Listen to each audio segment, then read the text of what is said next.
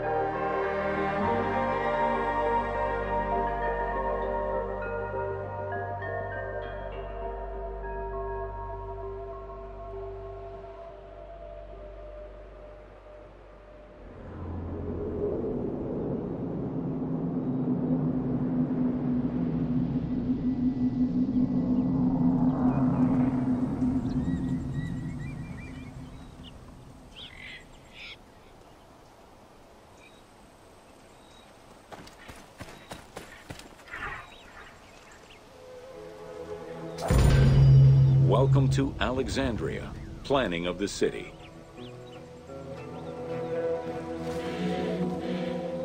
Alexander's plan to build his great city began with a verse from Homer's Odyssey. There is, in front of Egypt, in the sea with many swells, an island called Pharos. Guided by these clues, Alexander the Great founded his future city at the western end of the Nile Delta.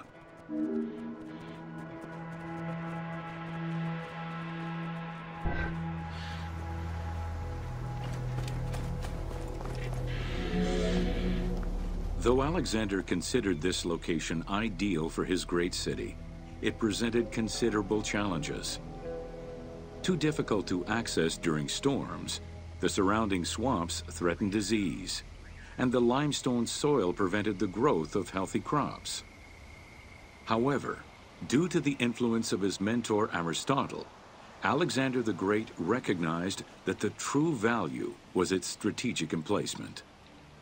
Alexander knew that in controlling Pelusium to the east, Memphis to the south, and his crowning glory Alexandria to the west, he would create a triangular stronghold, allowing him to control the entire delta while giving him access to the Mediterranean.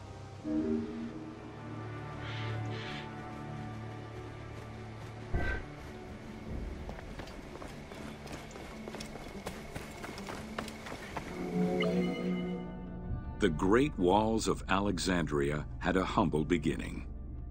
Lacking chalk to outline the future city's foundations, architects were forced to use flour instead.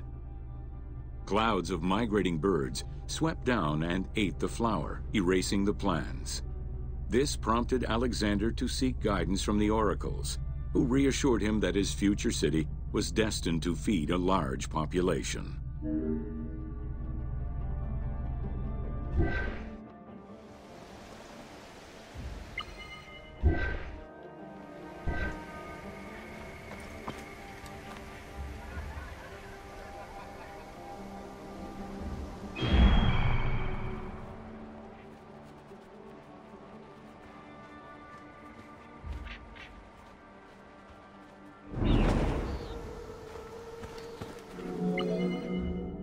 Excavations led by Mahmud Bey al-Falaki in the 19th century revealed that the wall enclosure measured approximately 5.2 kilometers in length and 2.2 kilometers in width.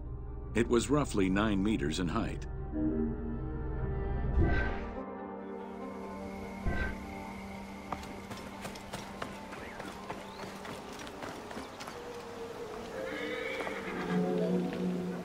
These formidable ancient walls would resist a number of attacks, including fending off the king of Syria in 169 BCE. It wasn't until 295 CE that they eventually fell to Roman Emperor Diocletian, and this only after 8 months of relentless assault.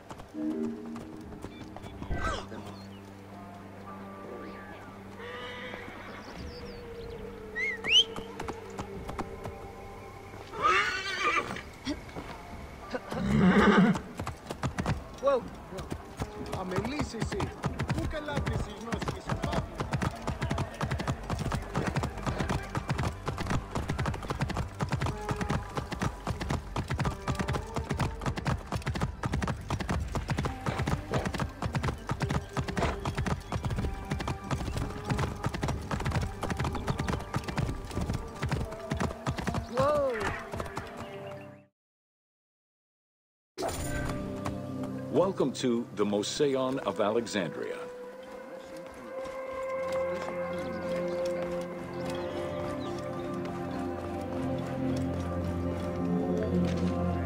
The Mosaion was a sector of the city commissioned by Ptolemy I to rival Athens' Academy as an institute of intellectual pursuit. Dedicated to the 9 inspiring muses, the Mosaion became a great center for philosophical and scientific enlightenment. It welcomed scholars from many kingdoms, inviting them to share knowledge in literature, science, and geography.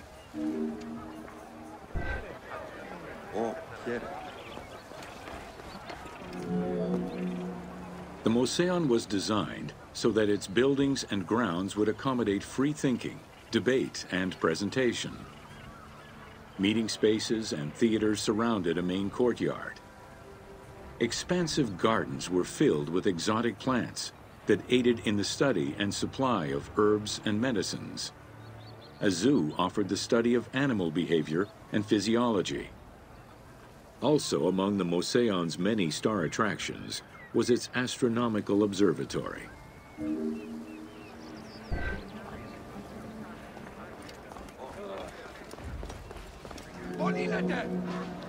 Herophilus was a physician who lived most of his life in Alexandria. He was able to perform the dissection of human cadavers on a large scale due to the permissiveness of the city in such matters. Among many other discoveries, he learned that the brain was central to the human nervous system. He also extensively mapped the blood system and measured the pulse with the aid of a water clock. It is reported that in his thirst to understand human anatomy, he performed 600 vivisections on live prisoners.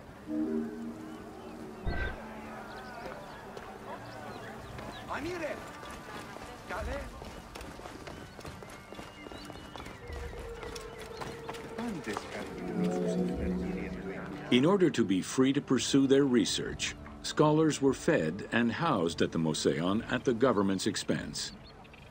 This freedom provided Alexandria's scholars a meeting space for intellectual pursuits and a haven for spiritual peace.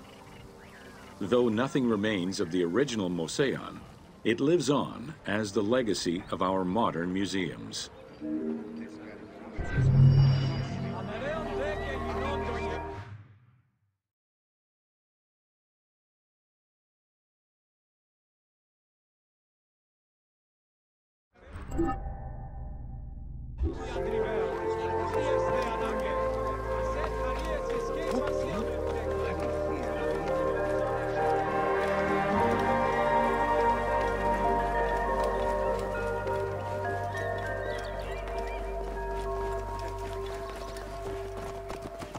Οφθαλμούς σου κατέχεις ή τι του οίκου σου.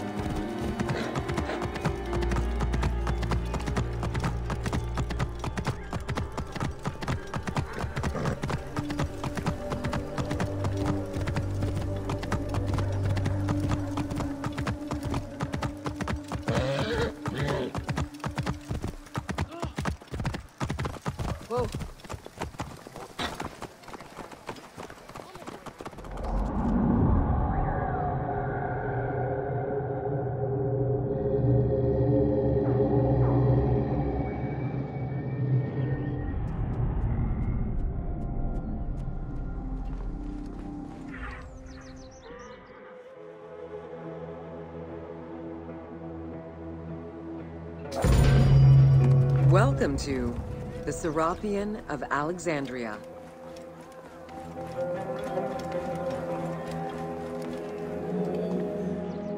In a city of numerous magnificent attractions, the Serapion was considered to be the most beautiful temple of Alexandria. Located southwest of the city, on a small hill known as the Acropolis, the sanctuary was constructed during the reign of Ptolemy III, upon foundations which had existed since the reign of Ptolemy I Soter.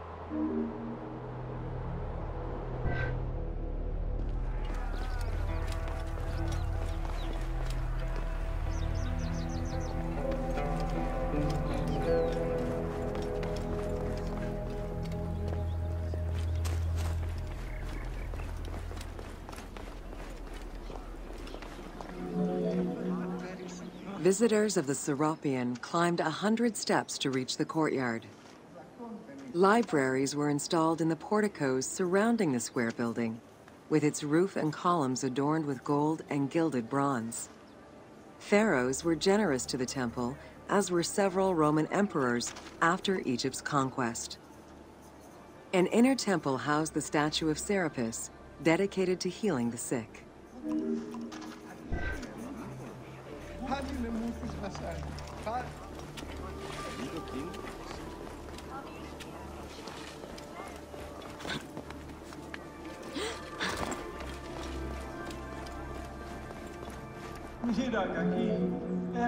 Since the 26th dynasty, Greeks in Egypt had gradually integrated the Egyptian cult of the Apis bull to their own rituals.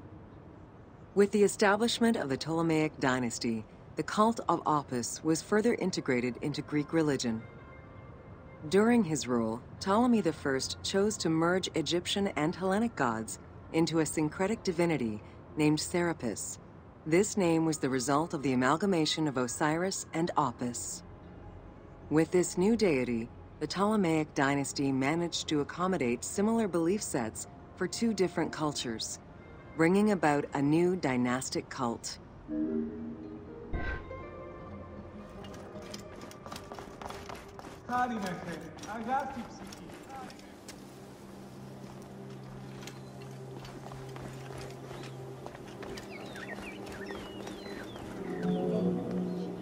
Serapis was also associated to other deities, including Asclepius, a Greek god of healing.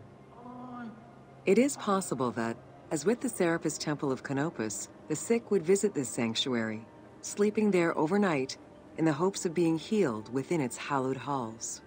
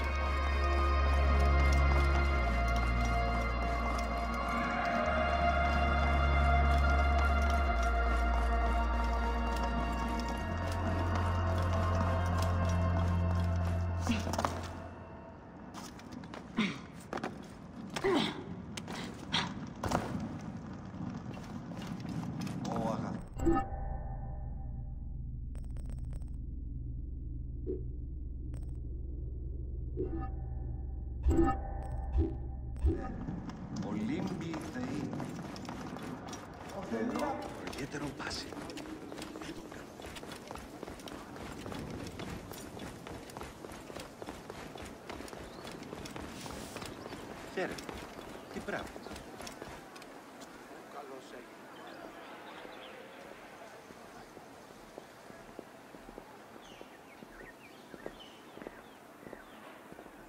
Χέρι. Καλώς έγινε.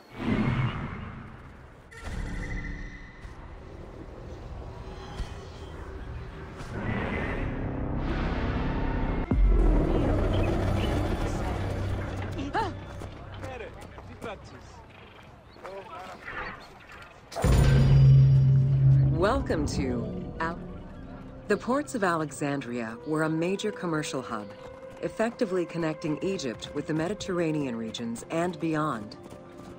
A tremendous amount of materials and goods flowed through the city on a daily basis. The large port market was called the Emporion. It was there that merchandise was traded by the ship owners, called nakliros.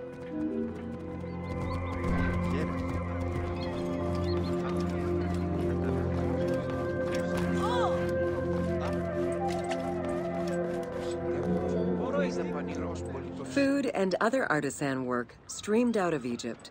Ceramics, glass, golden rings, and minted coinage. The local potters, using traditional Egyptian techniques, competed with those from abroad, and the textile industry flourished. What Egypt did not produce itself was acquired through trade, using local resources such as wheat and papyrus. Most sought after was pine wood from Syria, iron and marble from the Greek islands, gold from Spain, and exotic fruits from Europe. All this commercial activity contributed to the already decadent wealth of the city. Sí, apórense. Sí.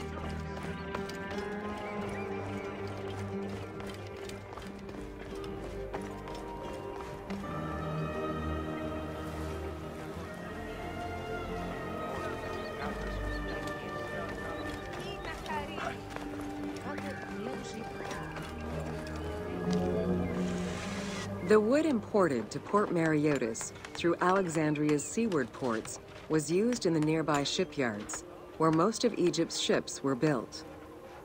Employing tens of thousands of shipbuilders, the shipyards contributed to establishing the Egyptian fleet as one of the mightiest of the era. Any wood not used in shipbuilding was further disseminated through Egypt for various purposes.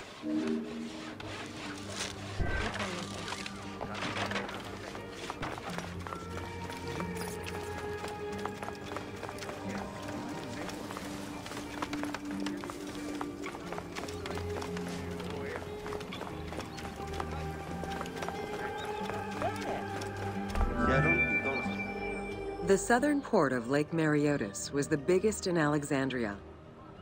Save for a branch angling westward, the lake's size in the Ptolemaic era was roughly 40 to 50 kilometers from north to south.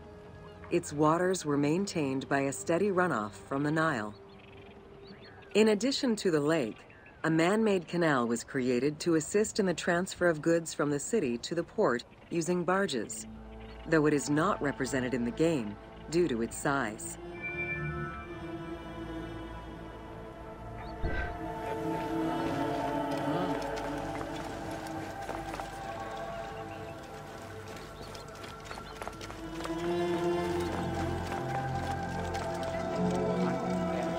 Banking was one of the most distinctive innovations brought by the Greeks to Egypt. The centerpiece of Alexandria's wealth was the royal systematization of taxes on almost everything. Basic items such as salt, oil, beer, wheat, and linen were heavily taxed. As a result, the royal treasury of Alexandria was able to ensure the economic stability of most of the administrative areas of Egypt.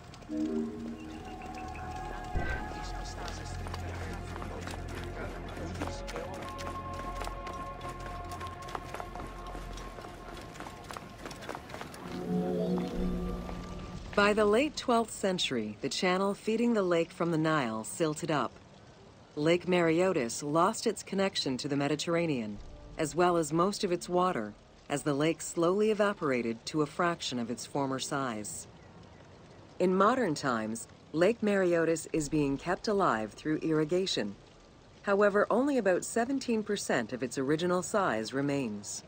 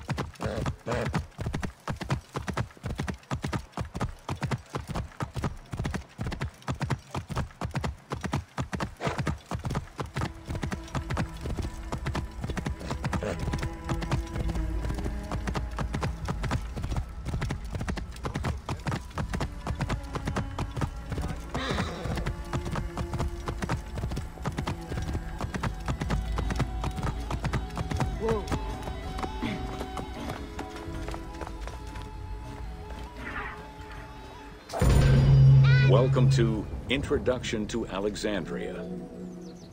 After conquering Egypt in 331 BCE, Alexander the Great decided to build a new city, which, as per his habit, he named after himself.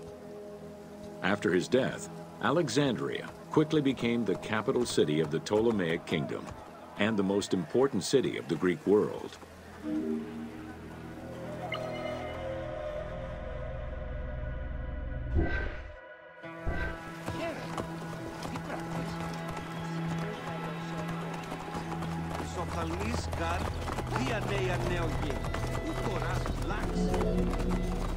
The city was built between the Mediterranean Sea and Lake Mareotis, which resulted in Alexandria becoming a crucial cultural hub and trading center.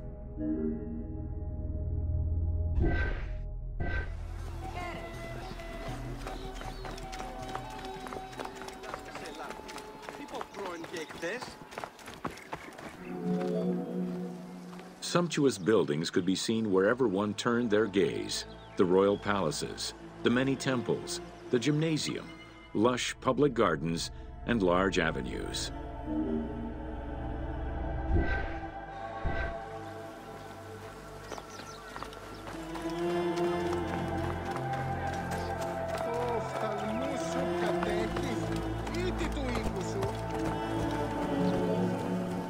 With its incomparable beauty and advantageous geographic location, Alexandria attracted foreigners, intellectuals, and traders. One of the most cosmopolitan cities of the ancient world, Alexandria supplanted even Athens as the most important Greek city in history.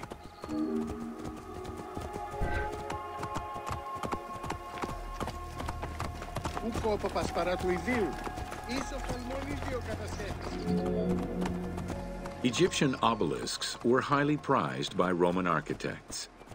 While Roman design previously favored the use of a single monument, Egyptian obelisks tended to come in pairs and were generally located at the entrance of temples. Several ancient Egyptian obelisks are still in existence today, though many are spread out across the world in locations such as Paris, Rome, New York, and London. All of this shows that Alexandria was significantly influenced by the rich past of Egypt.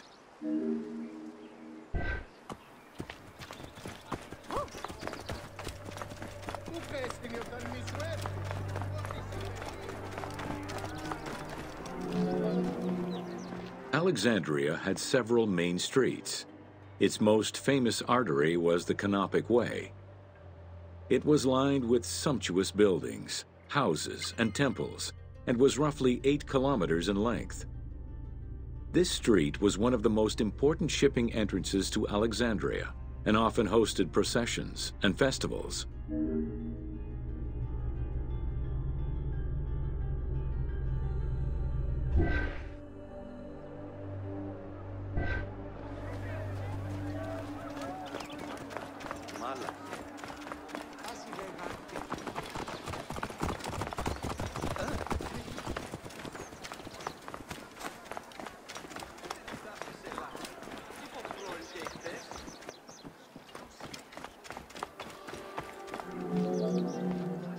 The width of the street, 30 meters, was abnormally large even by Greek standards. This is likely because the Canopic Way was made in a short span of time and based on an urban plan, as opposed to being slowly built over time, as was usual for the era.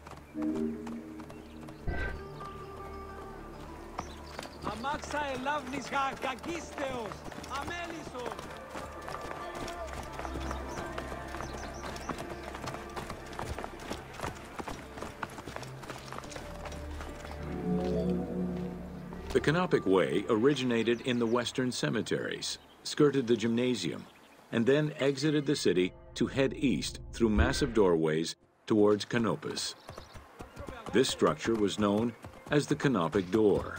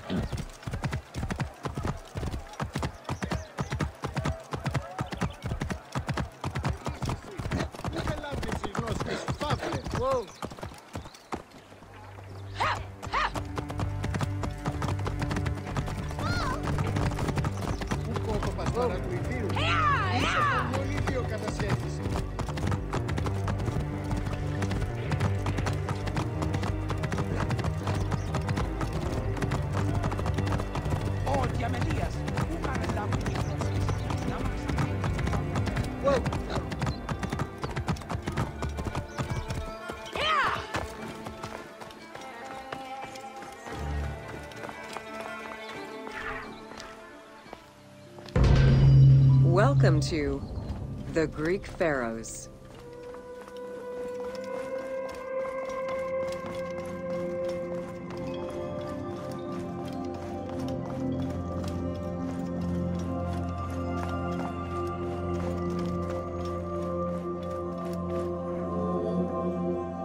Pharaohs were considered divine incarnations of gods living on Earth. The pharaoh's role was to preserve fundamental values and universal harmony by removing chaos, Isfet, and ensure that justice, Mot, prevailed. The pharaoh, by divine ancestry and through multiple offerings, was the bond that unites the world of men to the world of the gods and allows the maintenance of the cosmic order.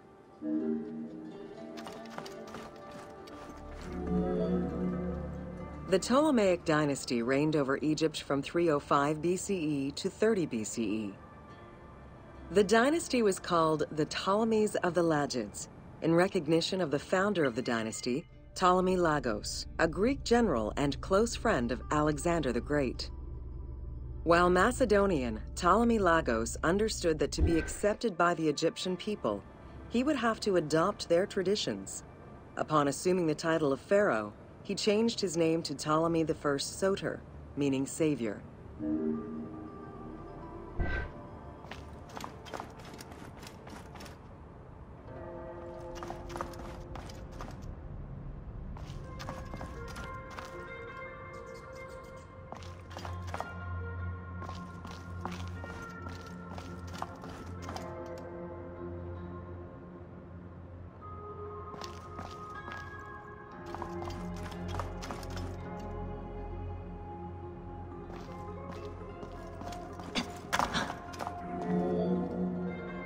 Born in 356 BCE, Alexander the Great went through a hasty education in the affairs of the kingdom before integrating into the Macedonian army, where he quickly rose through the ranks.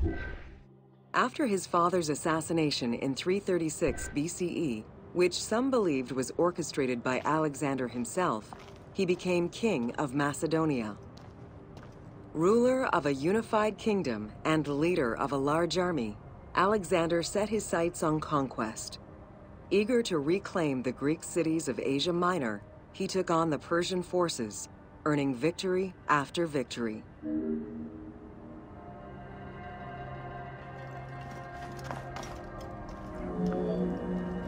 Ever victorious, Alexander the Great marched on, laying siege to city after city until he reached Egypt, where the Persians were defeated yet again.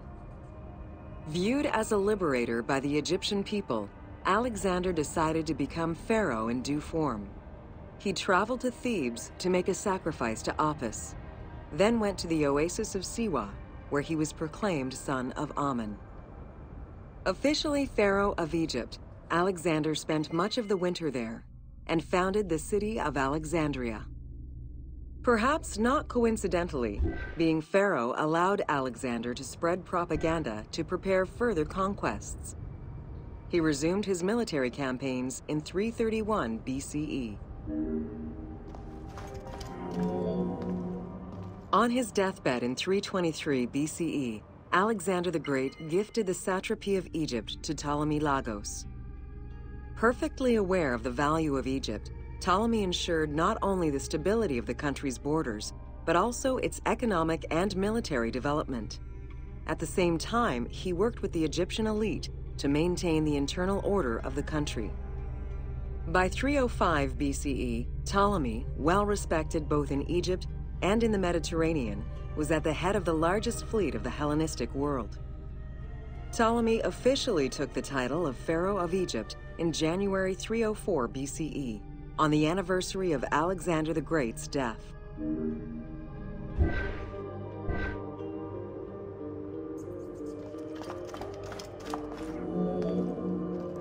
Alexander died in Babylon in 323 BCE. His remains were placed first in a solid gold sarcophagus, and then within another. The casket was carried in an ornate custom wagon, gilded and set with precious stones, and pulled by 64 mules crowned with gold. The funeral procession was diverted to a grandiose temple in Alexandria, built in the conqueror's honor under the orders of Ptolemy I.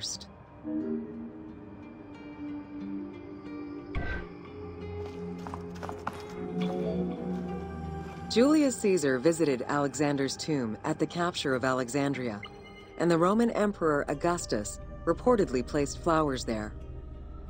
However, though many powerful leaders claim to have visited it, the tomb's location has gone missing from history. Some accounts do state that the golden coffin was replaced by a glass sarcophagus, probably by Ptolemy X. It is also implied that Cleopatra may have plundered the tomb in a time of financial crisis.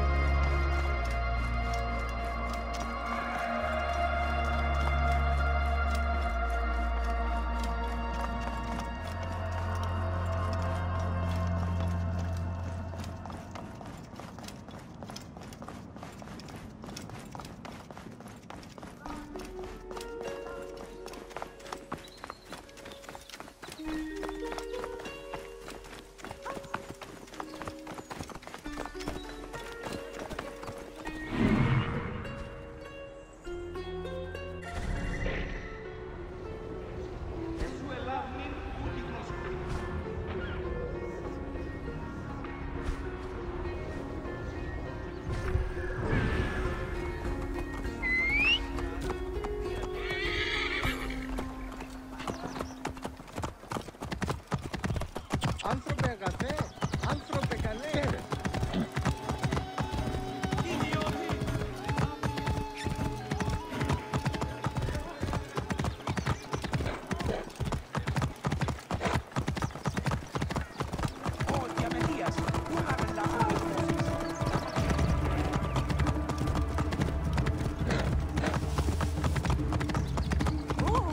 Whoa!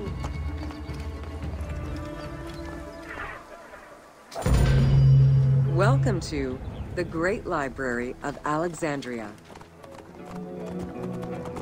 Near the district of royal palaces and within the Mouseion, was the most famous library of all antiquity. The Library of Alexandria was built to house all of human knowledge. At its pinnacle, the library was believed to contain over 700,000 parchments.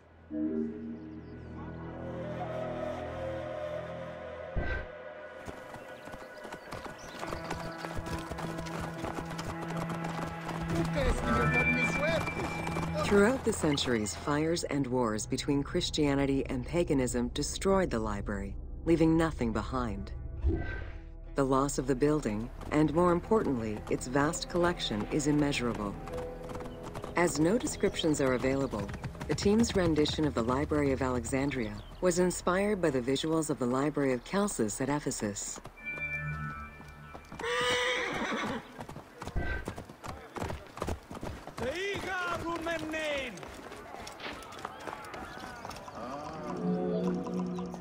While much of the collection was purchased at the government's expense, the library also obtained books through other means. Any books owned by travelers coming through the city were seized to be copied for the library. The copy would then be returned to the owner, and the original entered into the library's collection.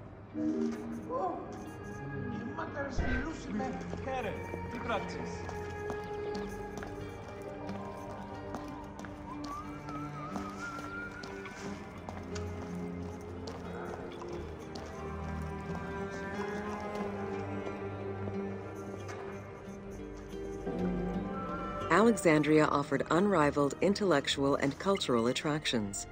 Eminent scholars from Athens, Rhodes, and other Greek centers traveled to the city to learn and engage with other free thinkers. Both the Mouseion and the library were at the center of groundbreaking ideas and creative expression.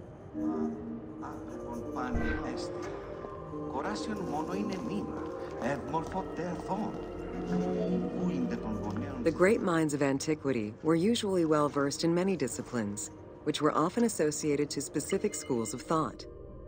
The Peripatetics, the Stoics, and the Cynics were among the most well-known schools of the time. It is clear that Alexandria lived up to its fundamental role as a city for intellectuals, nurturing many great minds whose impact reverberates through our modern world.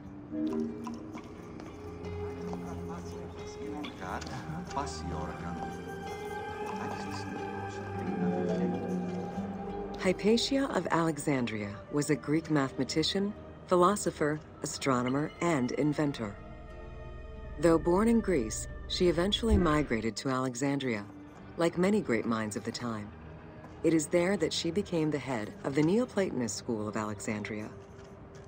From most accounts, she was highly respected by her fellow Alexandrians, both as a teacher and a philosopher. With her death, the age of great ancient scientific discoveries came to an end.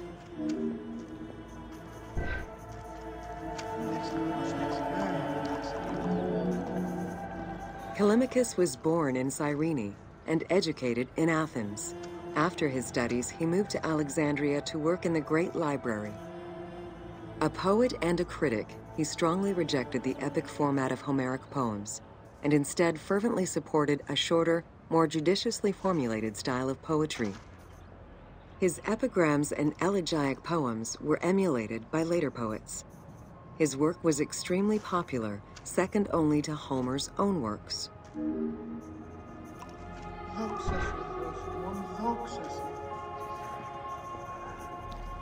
Άνθρωπε, αγάπη των πλησίων σου, ως σε αυτόν και ο Θεός.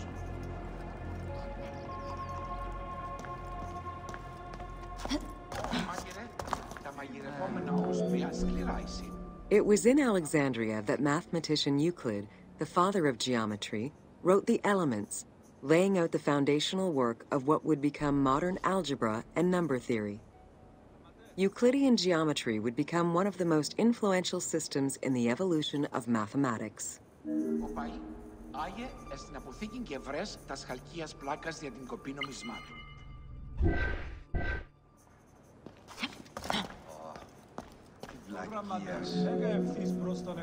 How do you calculate the circumference of the Earth? With a camel, 2 sticks, and shadows cast by the sun.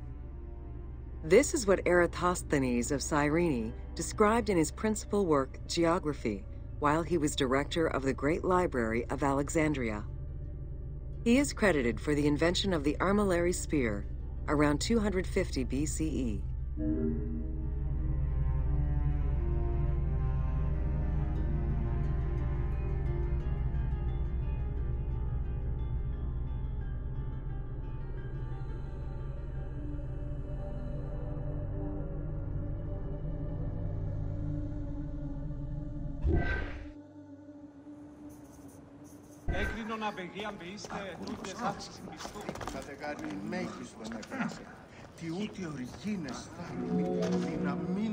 The earliest known and most complete armillary sphere of antiquity was the Meteoroscopion of Alexandria, with an imposing 9 rings compared to the 3 or 4 of most other astrolabes.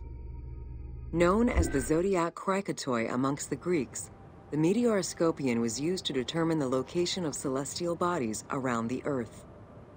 Every self-respecting astronomer of antiquity would have sought to use this tool to better understand the celestial movements.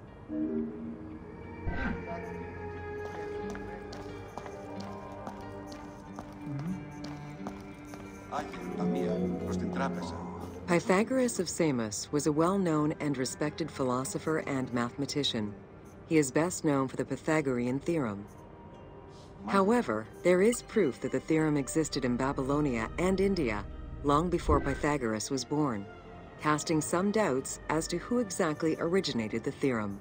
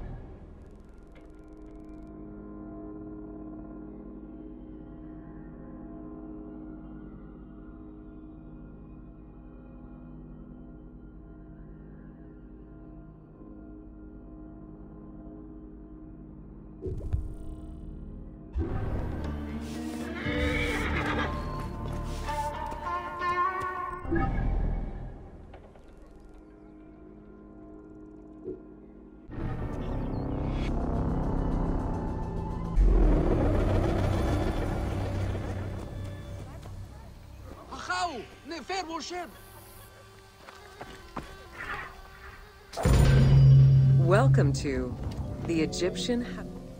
In pre-Greco-Roman culture, women were considered equal to men in many matters.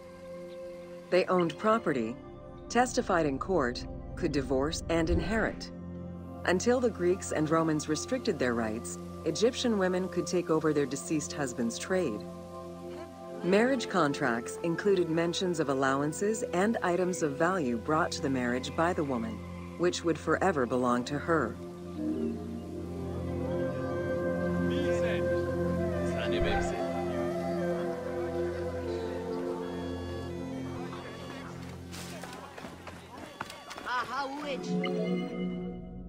Certain professions were open only to women, such as weaving or professional mourning, while others were available to both genders, including working as servants for the rich households.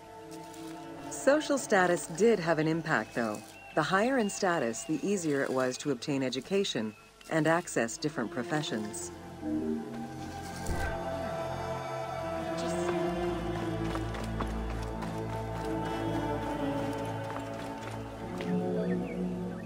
Homes were generally composed of 3 rooms.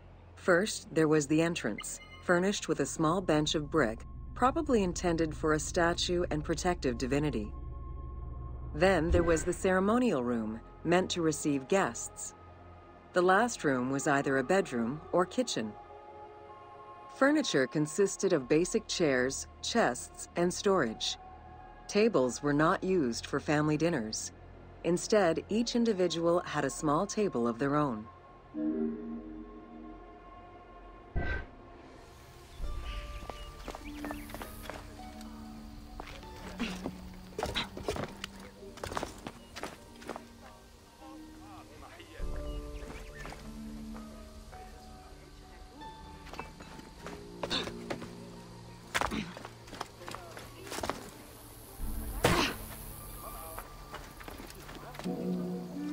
Marriages were a social contract rather than a religious construct. Family was vitally important to ancient Egyptians, and children were considered a blessing from the gods. The father, mother, and their children were the nucleus of the family, and cohabitation sometimes extended to mothers-in-law, sisters, aunts, and sisters-in-law.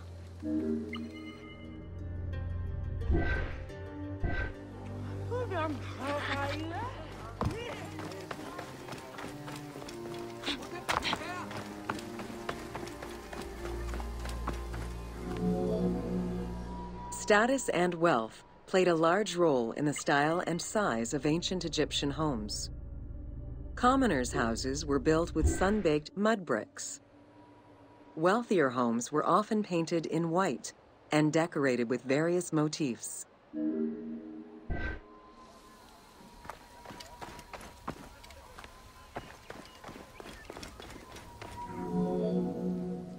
Town officials and the rich lived in mansions with numerous rooms that were luxuriously decorated.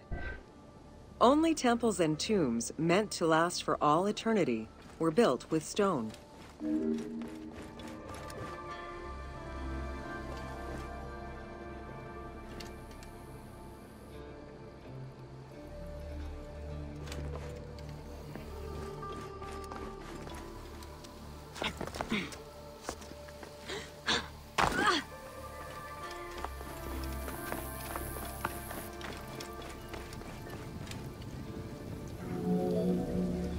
Funeral stone inscriptions focused on the main member of a household.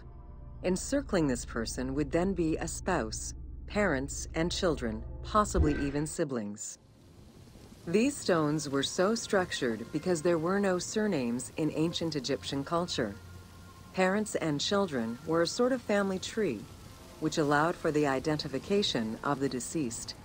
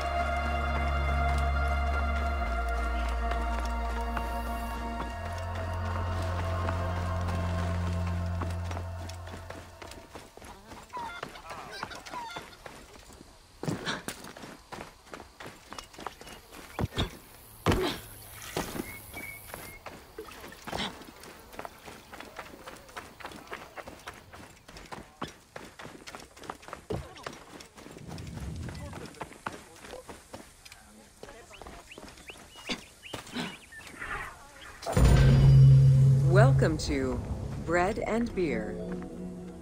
While the Mesopotamians invented beer, including using a straw to avoid the sediments and herbs, ancient Egyptians perfected the brewing method.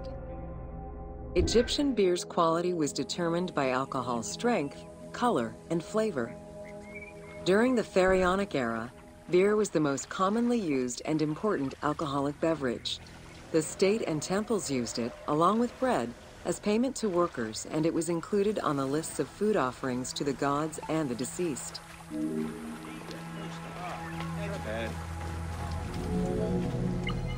Beer was the popular drink of ceremonies and festivals. The Festival of Drunkenness was even dedicated to it. Considered to be quite nutritional, beer was also significant in the day-to-day lives of ancient Egyptians. Egyptian adults and children consumed beer with all of their meals, and medical texts include hundreds of remedies that contain beer. It remained the most popular alcoholic beverage until the Roman era. Recipes for beer varied over time and depended on the quality of the materials. Bakers and brewers typically worked alongside one another at the same workshop or house. Many families often produced the quantity appropriate to their own consumption, with better quality beers produced for festivals and other special occasions. The most basic recipe used malted cereal as the main ingredient. Fruits such as dates were added along with honey and spices.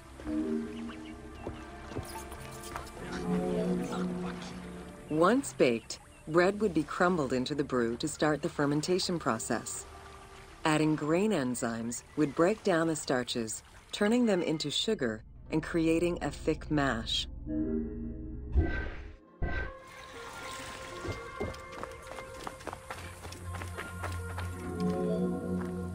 Once ready, the bread and grain mixture was compressed and then strained through a sieve with water into the mix of malt beer. Once fermented, the beer mash was transferred to large containers and again compressed by foot or with pestles.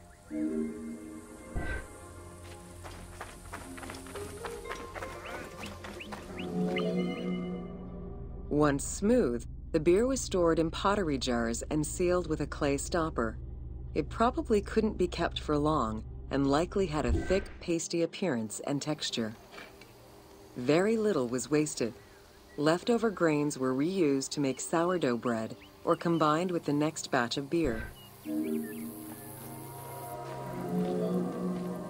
While there are many ancient accounts for making bread, most of the knowledge known about ancient Egyptian brewing comes from an account by the alchemist Zosimus over 300 years after Cleopatra's reign. More recently, Dr. Delwyn Samuel, an archaeobotanist, has proposed alternate antique techniques to brew beer. However, experts are unable to replicate an authentic beer since not all of the techniques and ingredients used by ancient Egyptians are known yet.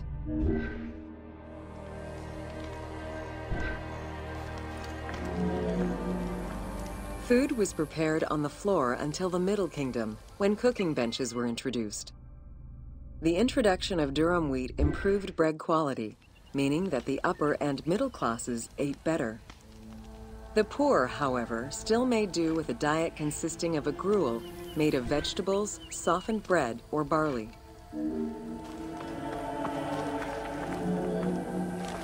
Dough was kneaded by hand or foot, and when sufficiently blended, additional items were added, such as fruits, nuts, honey, and spices.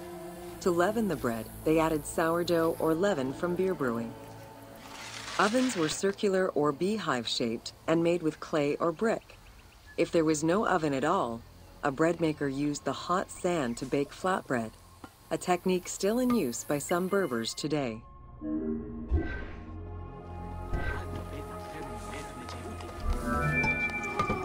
Ancient Egyptians always had to fight off the omnipresent sand particles that were blown towards them. Despite their best efforts, sand regularly made its way into their food. Additionally, particles from the grain-grinding stone tools and ovens they used also contributed to attrition and prematurely worn teeth. The team tried to portray this through toothache animations and commoners sweeping sand off.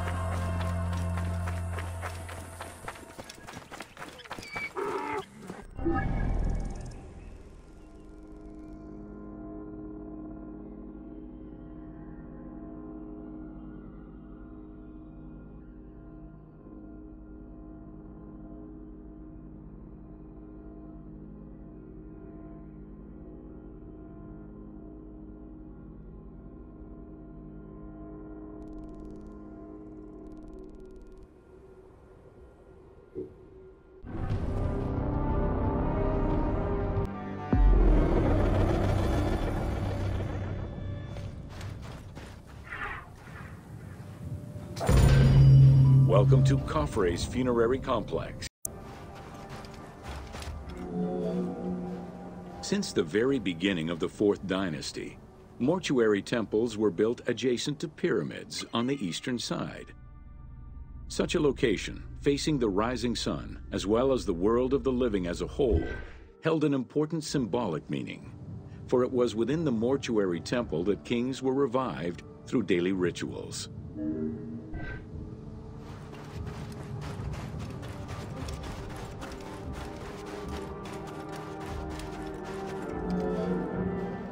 In its standard form, a mortuary temple was divided into two parts: a front area which consisted of a vestibule and a courtyard, and an area in the back, where all sacred elements were located. The back of the temple incorporated several essential features, including an inner sanctuary with a false door, which allowed the soul of the pharaoh to travel between the world of the dead and the world of the living.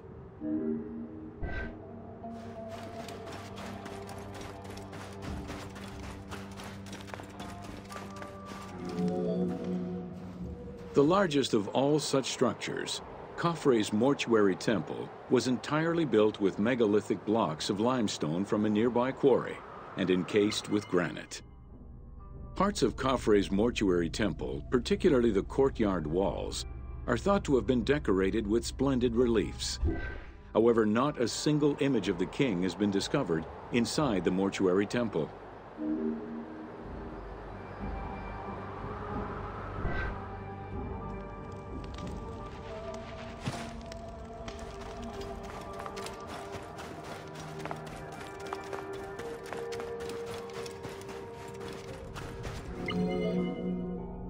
Khufu's direct successor, Jedefre, followed the custom which required each king to establish a new site for their funerary accommodation, and chose Abu Rawash as his last resting place.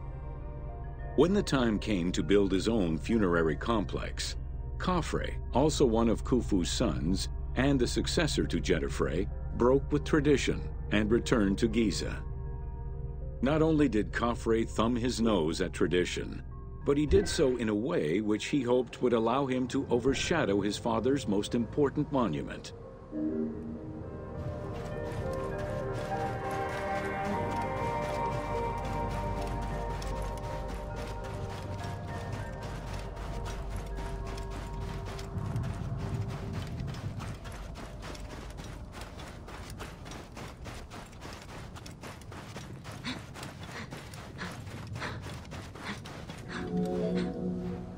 Though Khafre's pyramid is smaller than Khufu's, it was cunningly built on a more elevated bedrock layer than the Great Pyramid, making it appear higher than any other pyramid at Giza. Today, Khafre's pyramid is the only one among the three at Giza that still has the upper part of its limestone casing.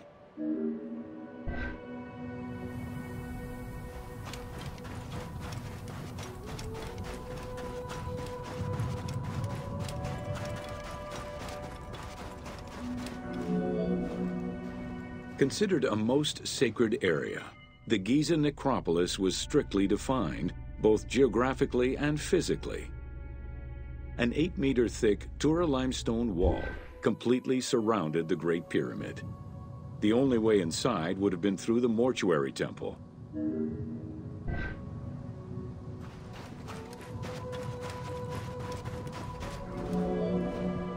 From the reign of Sneferu and onwards, the subsidiary pyramid became a common feature within the pyramidal complex.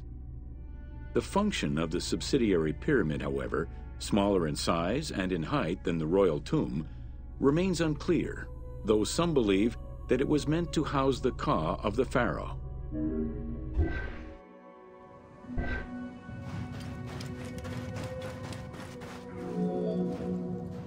In mainstream media, the ka is often defined as the soul of the deceased. The truth is a bit more complicated. Within the ancient Egyptian funerary belief system, the ka was a component of a living person, which separated itself from the body at the time of death. It represented the deceased's vital essence. In order for the deceased to ascend to a new life, whether in this world or the next, the ka had to be embodied in a statue, and its existence maintained through offerings and rituals.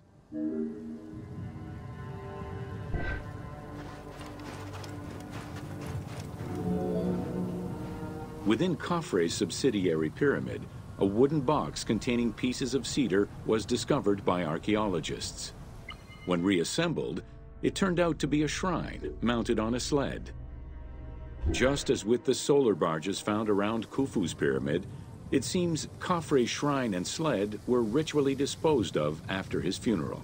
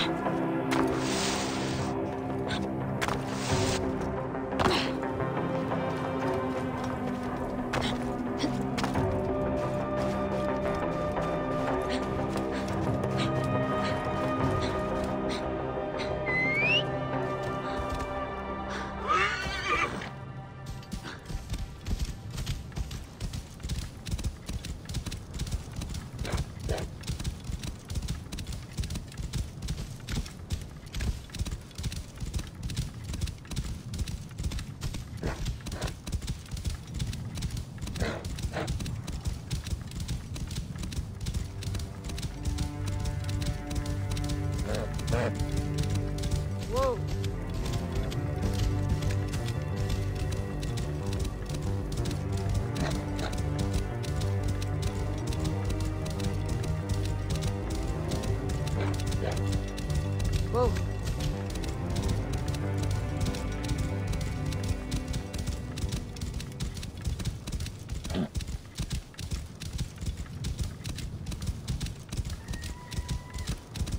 Whoa.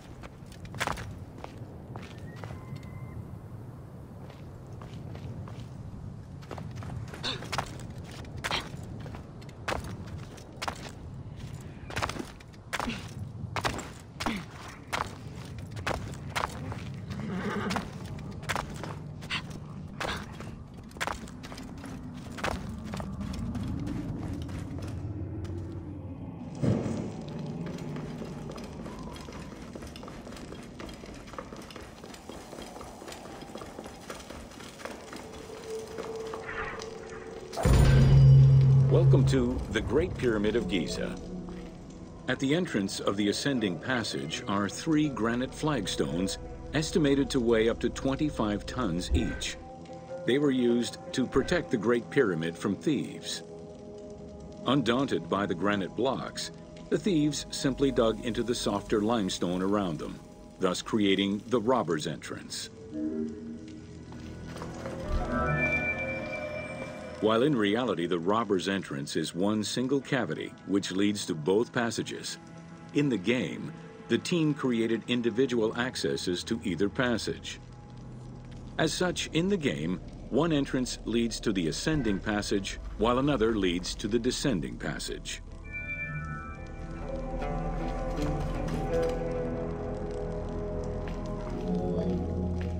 The ascending passageway of the Great Pyramid provides a direct path into the Grand Gallery and is accessed 30 meters from the entrance along the descending corridor. Both corridors have similar dimensions and are designed with the same 26-degree incline.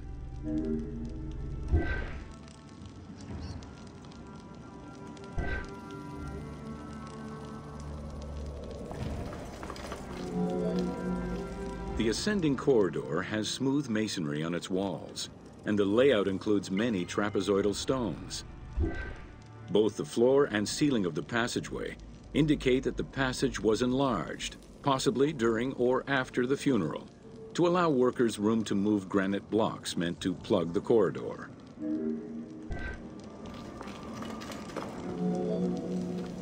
The Grand Gallery's purpose is still debated among experts. It may have been intended to align with the stars, act as a buffer to protect the king's chamber, or simply to facilitate the transport of the granite blocks used inside the pyramid. Access to the queen's chamber was at the beginning of the Grand Gallery.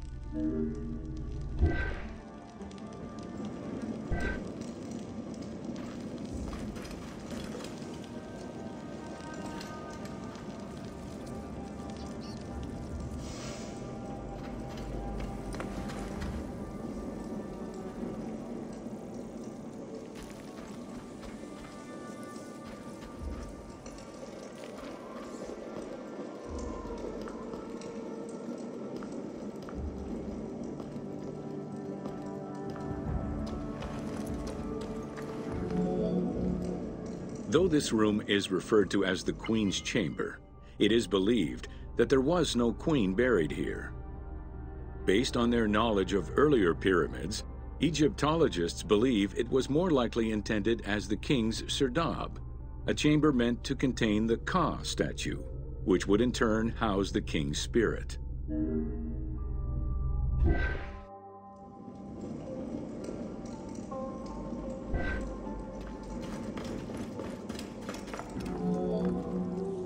Situated exactly within the pyramid's center, on the east-west axis of the pyramid, the chamber has a vaulted ceiling and measures 5.7 by 5.2 meters.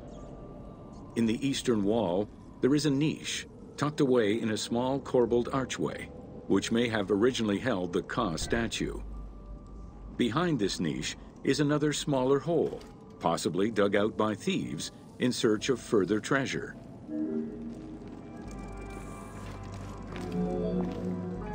In the 19th century, two shafts were found running through the north and south walls.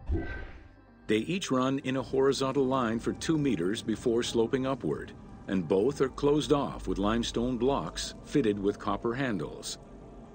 Whether they were intended as ventilation shafts for workers or a celestial connection for the pharaoh's spirit is unconfirmed.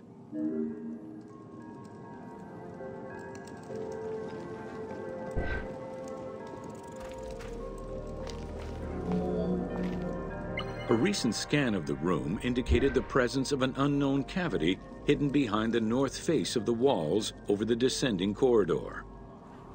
Further investigation is still ongoing to ascertain the nature of the anomaly, so as to avoid risking damage to the monument.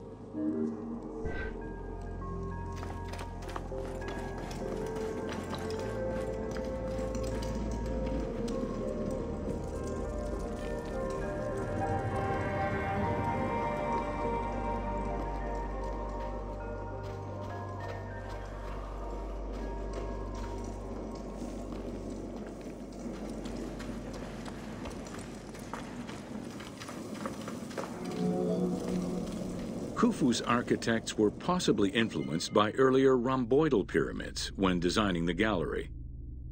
It is the longest corbelled vault ever built, measuring 47 meters long and 8.6 meters high.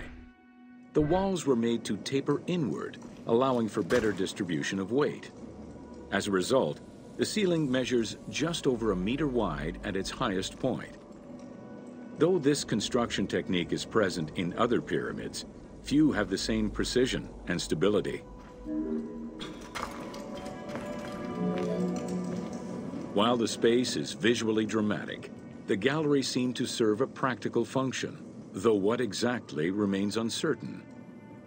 Still, the wall design was undoubtedly meant to contribute to the stability of the structure, and its floor may have helped workers move the materials.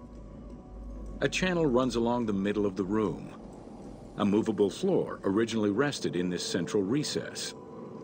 The raised benches on either side are equipped with slots that may have been used to help position the granite blocking stones.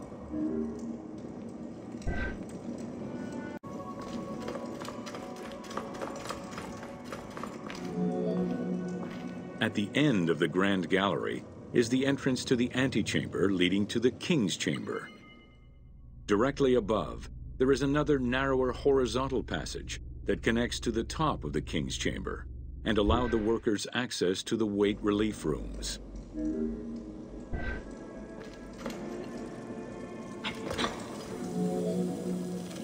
The far end of the Grand Gallery leads to a small antechamber with a portcullis, preventing access to the King's Chamber. The portcullis was composed of 3 separate granite slabs. They were designed to be lowered into place and seal the chamber after the burial of the king. The grooves dug out to hold the slabs in place are still clearly visible to this day.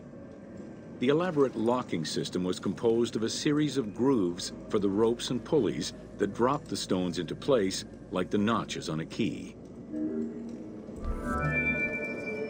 For the purposes of the game, the team elected to remove the portcullis slabs in order to grant the player access to the King's Chamber. In reality, workers would have backed out of the room after the funeral, lowering each slab into place behind them one at a time. Each of the 3 stones were smashed by looters. The King's Chamber is built entirely out of red granite. The King's Chamber measures 5.8 meters in height. It has an imposing cover of 5 stacked levels above, with granite beams weighing 25 to 40 tons each. The uppermost level is surmounted by a vault of stones, arranged in chevrons to bear the enormous structural load.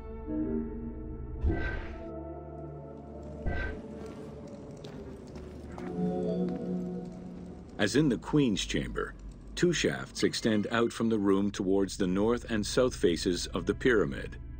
They measure nearly 64 meters until they are blocked by copper-handled granite plugs. Some experts in the culture of the Old Kingdom believe that the shafts were thought to lead the king's soul to the stars, with the incarnation of the pharaoh as the god Ra, represented by the northern well, and the god Horus by the southern well.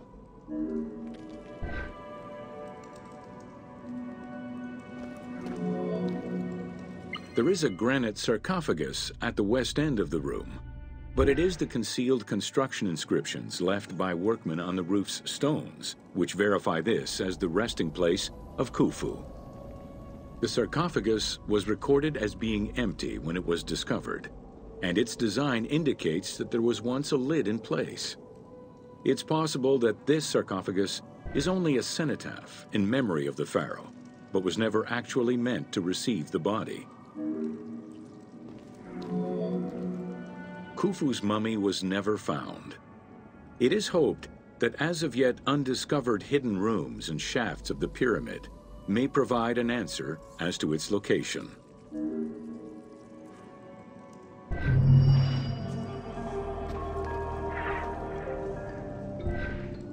Welcome to Jean-Pierre Houdin's Theories.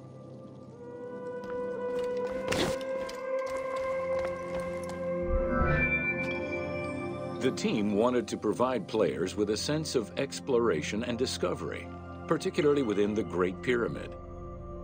As such, a decision was made that the internal design of the monument in the game would reflect Jean-Pierre Houdin's theories. While the antechambers of the king's tomb have yet to be discovered, Houdin posits that this is merely due to a unique design, placing the pharaoh's tomb at the center of the pyramid. The entire tour you are about to take was designed along Houdin's hypotheses.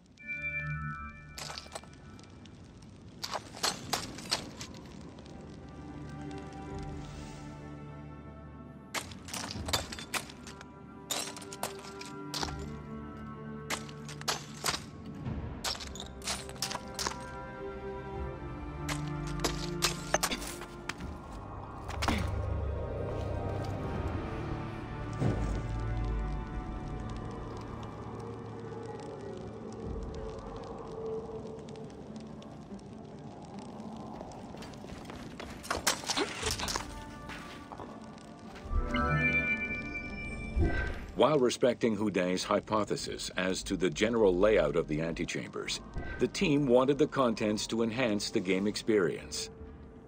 In regular royal tombs, the antechambers were filled with all the material goods needed by the pharaoh in the afterlife.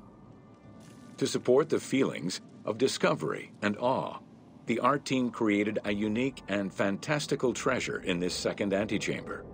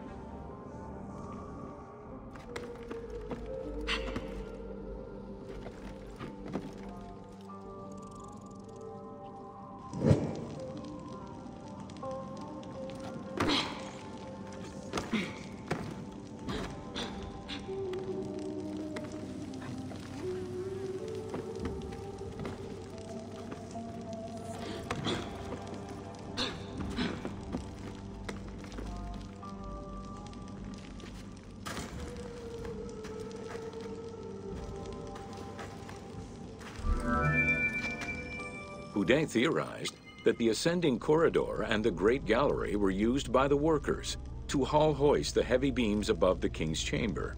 He called it the service circuit. The corridor you are in now was created by the team following Houdin's theory and is referred to as the noble circuit. It is through this corridor that the wooden sarcophagus containing the pharaoh's mummy would have been transported to its final resting chamber.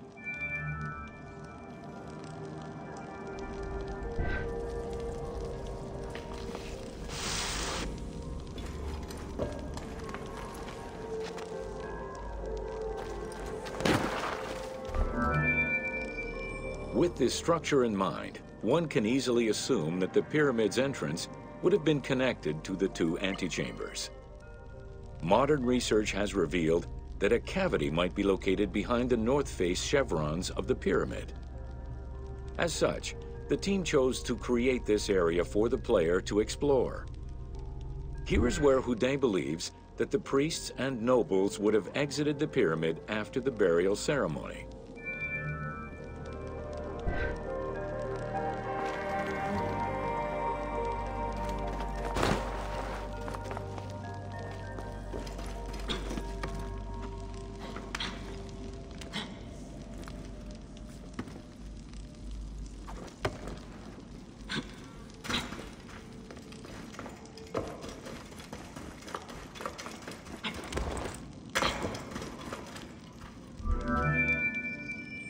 Many theories regarding the construction of the Great Pyramid rely on the usage of external ramps.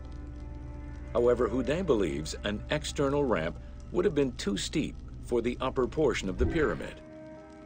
This is why he posits that there were two ramps. An external ramp for about half of the height of the pyramid, which then became an internal ramp for the second half.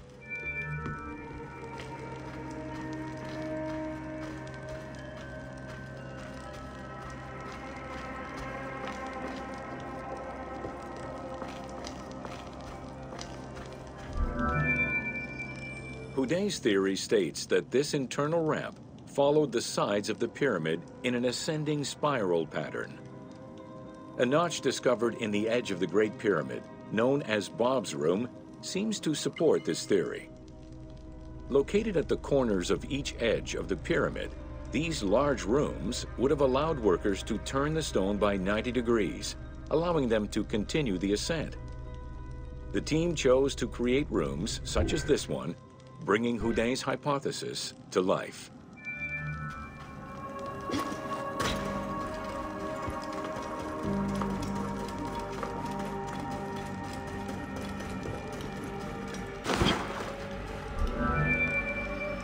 This long corridor was the first section of the ascending internal ramp.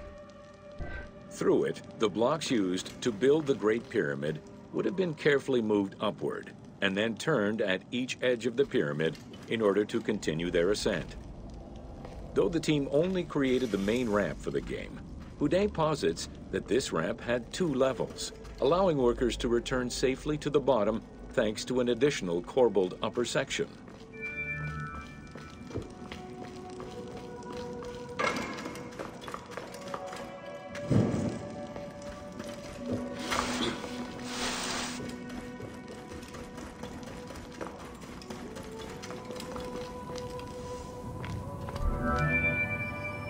According to Houdet, the start of the inner ramp was located at the base of the southeastern face of the pyramid. This location would have been the junction point of the external and internal ramps. Below us, workers would have built the lower part of the pyramid with the external ramp before eventually switching to the internal ramp for the middle and upper sections of the pyramid.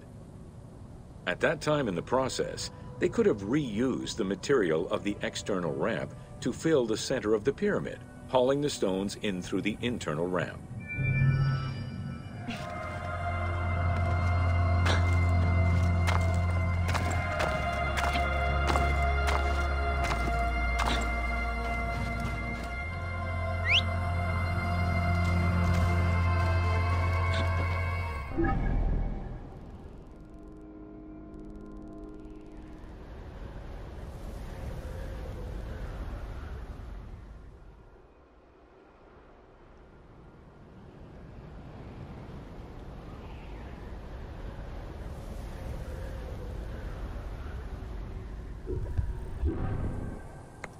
Whoa!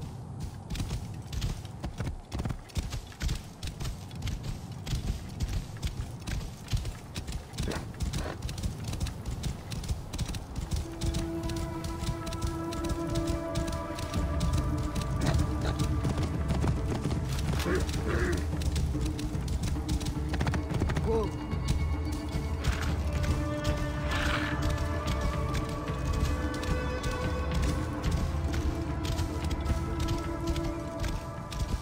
Whoa! Whoa.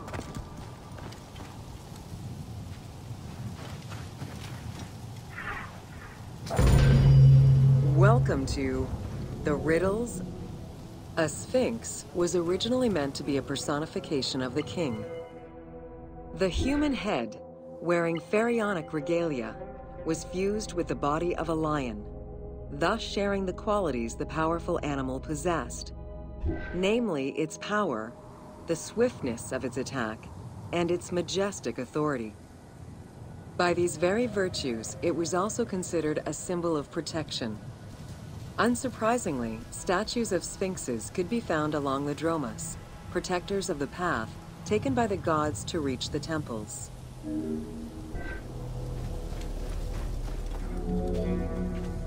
Over the centuries, enthusiasts and historians alike have wondered, who built the Sphinx? For what purpose? And who does it represent? These questions remain unanswered. Several theories do exist, however, some more credible than others.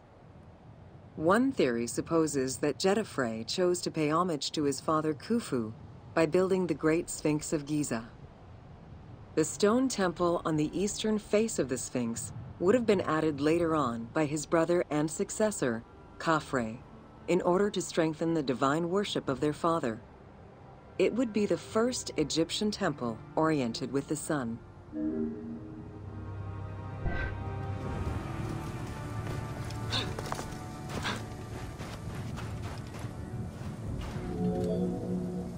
Another theory suggests that the Sphinx was built by Khafre and was meant to represent him. The arguments to support this hypothesis are based on the fact that the limestone beds used for the main work of the Temple of the Sphinx are geographically and architecturally similar to the Valley Temple of Khafre. Some believe that Khufu himself built the Sphinx, which was later finished under his successors, Jedefre and Khafre. These arguments are based on the stylistics of the engraving, the typology of the nemes, and the absence of a beard at the time of construction.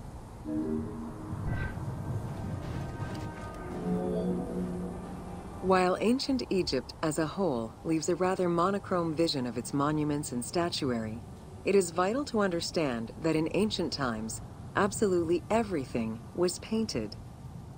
The sun, eating away at the pigments of the colors, the sand, the climate, and the implacable impact of time, unfortunately destroyed the glorious colors of the Sphinx of Giza. Documents from an Arab Egyptologist of the 12th century, Abd al-Latif al-Baghdadi, indicate that traces of red were still visible in his time. Today, however, the only color that remains are traces of red close to the ears of the Sphinx, as well as hints of blue and yellow on the nemes, traditional colors for that type of headdress.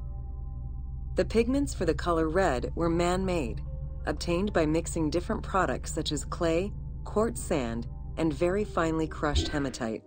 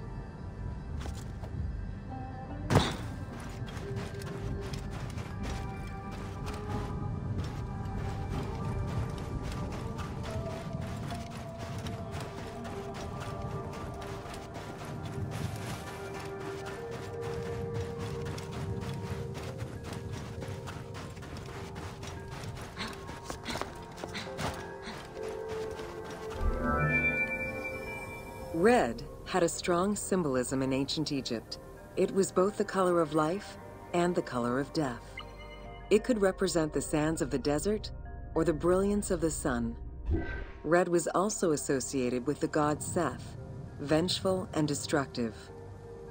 The Egyptian word for red, deshur, is also the word which was used to signify the desert, or the royal crown of Lower Egypt. In art, red was also the color used to paint the bodies of men, while yellow was used for women. It is possible that there were also color restoration efforts during the Saite period about 600 years before Cleopatra's rule, as indicated by notes on the inventory stele, discovered in 1858 by Auguste Mariette. It is because of this that the team made the decision to display it with its full range of colors, even though the Sphinx's colors would have likely faded by Cleopatra's time.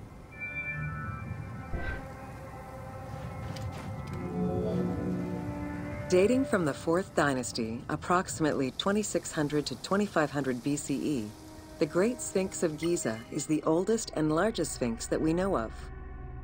Carved from a natural limestone outcrop, the Sphinx measures 19.8 meters in height, 73.2 meters in length, and 14 meters in width.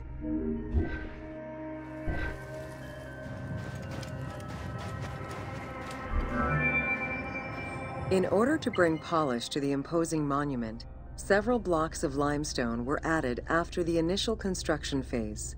Since then, there have been numerous attempts at preservation. The polish present in the game integrates some aspects of modern restoration attempts. The team made this choice to present a more iconic version of the Sphinx of Giza to the player. Today, the Sphinx is called the Terrifying One. This appellation is translated from its Arabic name, Abu al-Hal, which in turn was derived from Baluba in Coptic.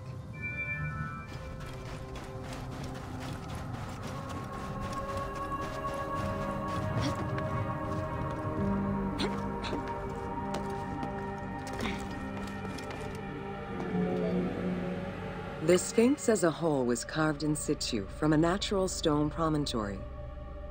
Its head was built in a limestone peak of the Mukutam Plate, and the body was sculpted in the underlying rock layer where it is located. The degradation of the Sphinx is due in particular to wind erosion and the different quality of limestone used in its construction. The level of sodium contained in the groundwater which abuts the stone is also a contributing factor.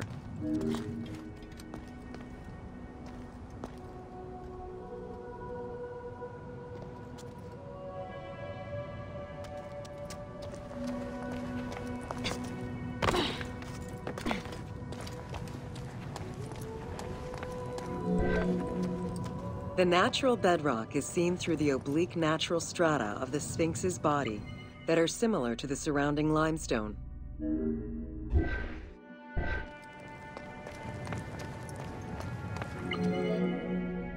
Since antiquity, people have always believed there was a hidden tomb deep within the Sphinx. It is thought that attempts to plunder the Sphinx began as far back as the First Intermediate period. Since then, numerous attempts to pierce the Sphinx's secrets have been carried out, leaving indelible scars upon the monument.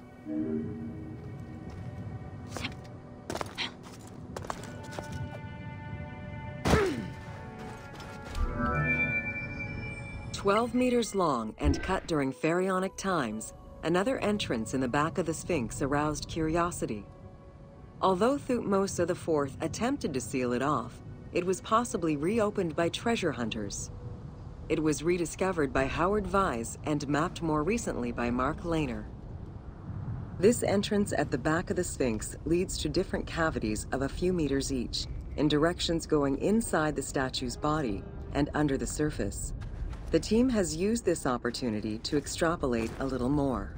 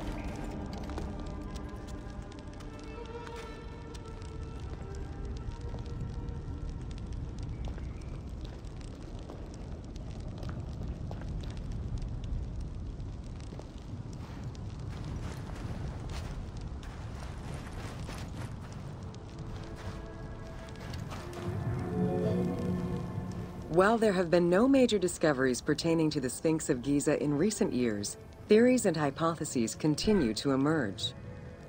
Without validation provided by archaeological sources, however, they remain unsubstantiated.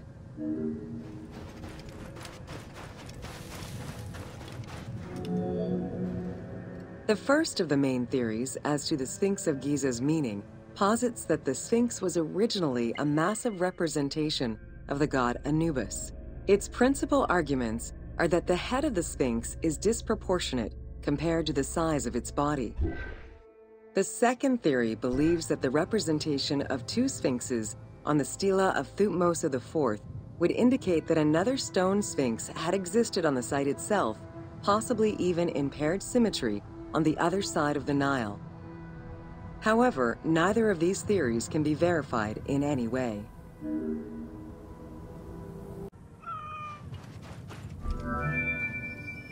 Several scientific projects using new technologies have been put in place in the past decades.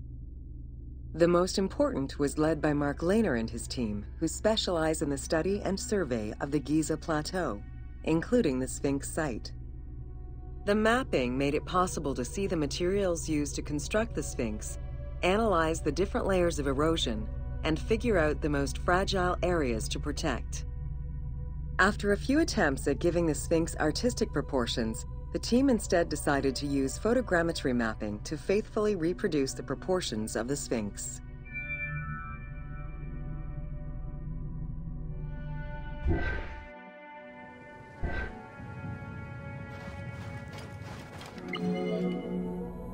What the Sphinx of Giza represented during its construction and how the Sphinx was perceived by the Egyptians of the New Kingdom are two very different matters. Originally a representation of the king imbued with the power of the lion, the Sphinx was eventually viewed as a direct representation of the Most Divine. It is theorized that kings of the New Kingdom believed that the Sphinx of Giza was the one who recognized and legitimized the ruler of Egypt. Thus, despite the fact the Sphinx of Giza was partially buried under the sand during his reign, Amenhotep II knew that the monument was of great importance.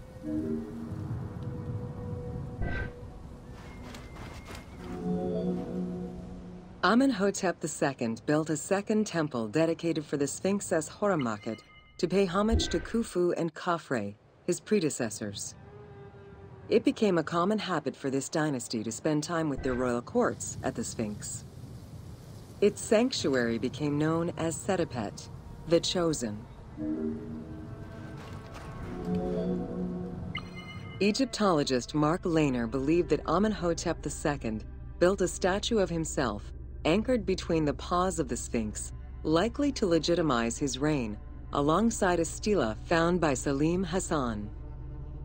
Many other pharaohs of this dynasty, such as Tutankhamun and Ramses II, also left marks of their passage in a similar fashion, sometimes even stripping the stones of nearby temples and pyramids to do so. Amenhotep II's son and successor, Thutmose IV, was a frequent offender.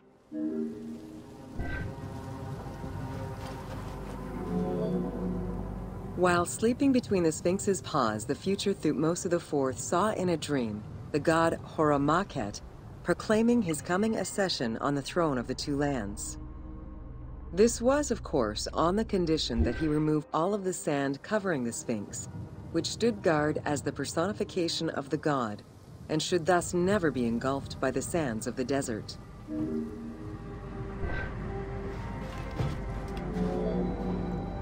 The 15-ton dream stela built by Thutmose IV to commemorate his dream was discovered by an Italian Egyptologist, Giovanni Battista Caviglia, in 1818, when he undertook the task of freeing the Sphinx from the sand, which had, yet again, covered it.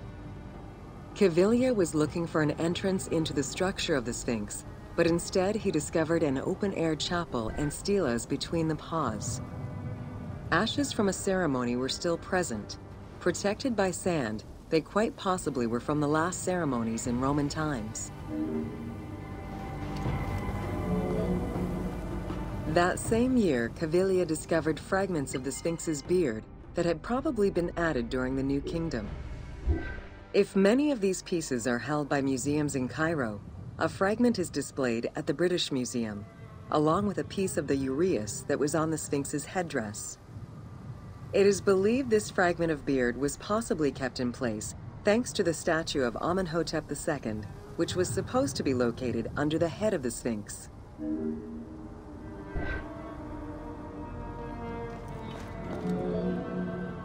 A popular cultural legend purports that the nose of the Sphinx of Giza was lost during the time of Napoleon Bonaparte to the cannon fire of French soldiers in training.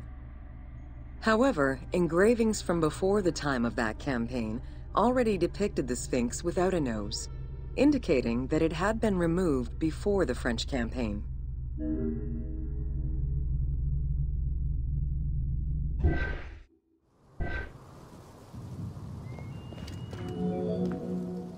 The most plausible hypothesis is based on the research of the German historian Ulrich Harman.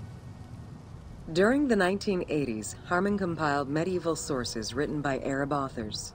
In doing so, he discovered that the Sphinx was once perceived as a favorable omen, a deity supporting sediment-nurturing floods and crops. Around 1378, a Sufi by the name of Muhammad Sa'im al-Dar could not stand this vision of the monument, and in an iconoclastic act, broke the nose of the Sphinx. According to the texts, he was then hanged and burned between the legs of the Sphinx for his crime.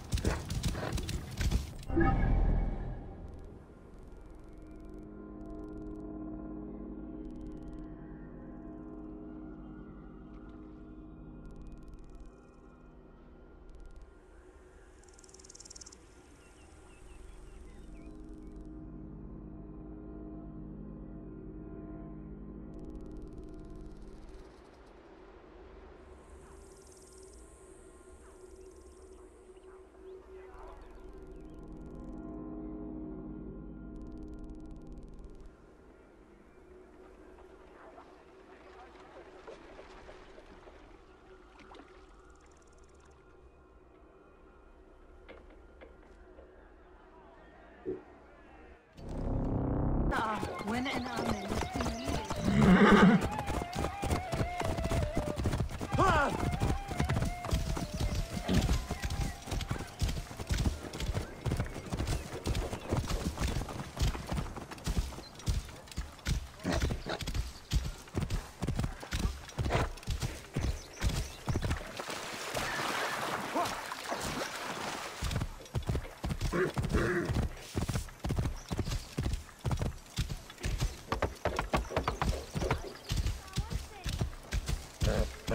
Whoa.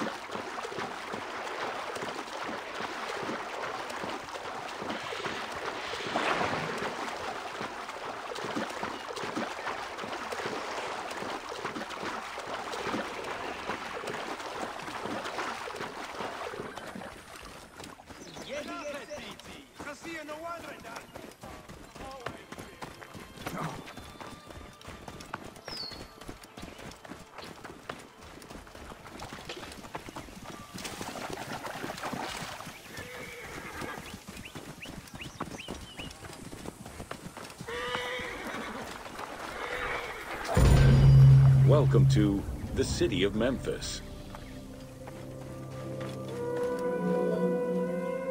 Throughout all ancient Egyptian periods, Cities had one thing in common. They were situated along the Nile's shores. Cities were often designated for government or for worship. Major cities had several temples dedicated to numerous gods and goddesses. Egyptians referred to the organization of their cities as a sepat, or later on by the Persian term nome. There were 20 sepat in Lower Egypt and 22 in Upper Egypt. The capital city of ancient Egypt changed many times over the periods.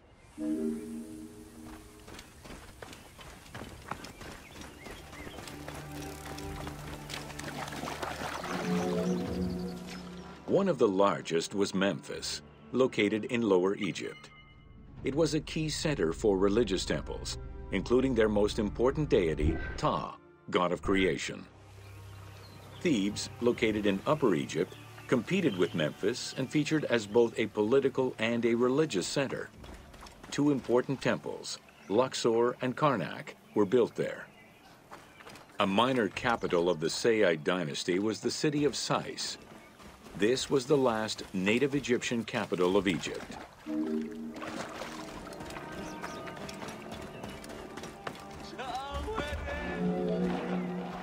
During the Third Dynasty, under Pharaoh Djoser, Memphis became the first religious and administrative capital of Egypt. Even when the political capital of Egypt decentralized itself, pharaohs were crowned in this sacred city in order to legitimize their ascension to the throne, up to and including Alexander the Great. Though little remains today save ruins south of Cairo, we can guess at the structure of the city, which stretched up to 5 kilometers in length and 2 kilometers in width.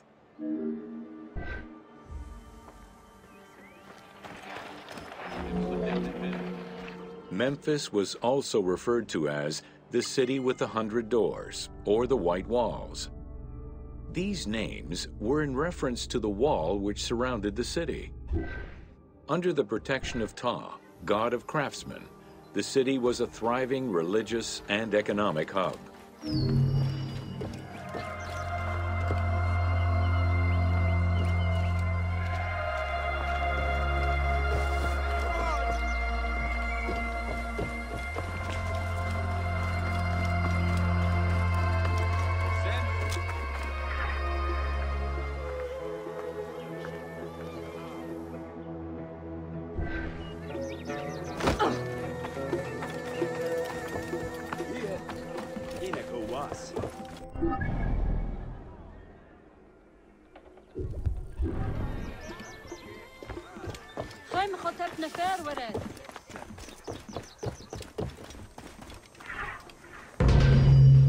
Welcome to Mummies of Ancient Egypt. The mummification process used by ancient Egyptians was highly ceremonial in nature.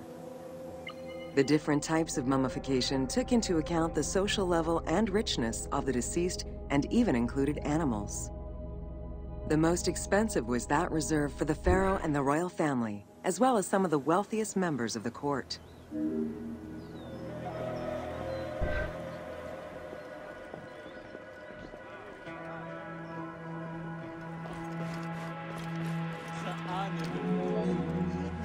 The first step was cleaning. Once bodies arrived at the mummification site, they were placed on inclined tables while the bodily fluids drained away. They were then cleansed by priests until they were deemed ready for the purification process.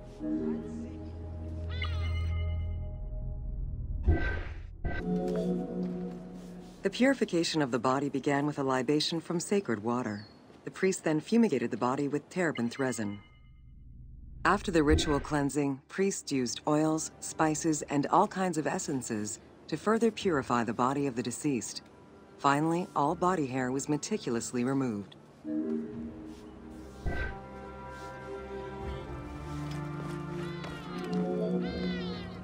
Once the body was properly purified, embalmers removed the organs, following very specific procedures. First, the brain was extracted by inserting a spoon through the nostril to break the ethmoid bone. Then, using a spatula, the pieces of the brain were removed as thoroughly as possible. What matter remained was extracted after a process of liquefaction, achieved through the use of a caustic liquid. The cranial box, once emptied, was rinsed and disinfected with palm wine, and then stuffed with strips of linen cloth and liquefied resin.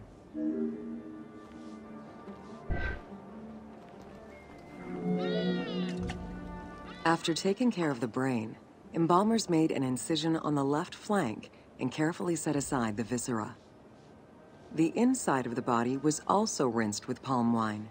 Then the embalmers filled the belly with pure myrrh, cinnamon, and other perfumes and sewed it shut. The removed viscera were washed in palm wine and packed in crushed herbs before being placed in canopic jars.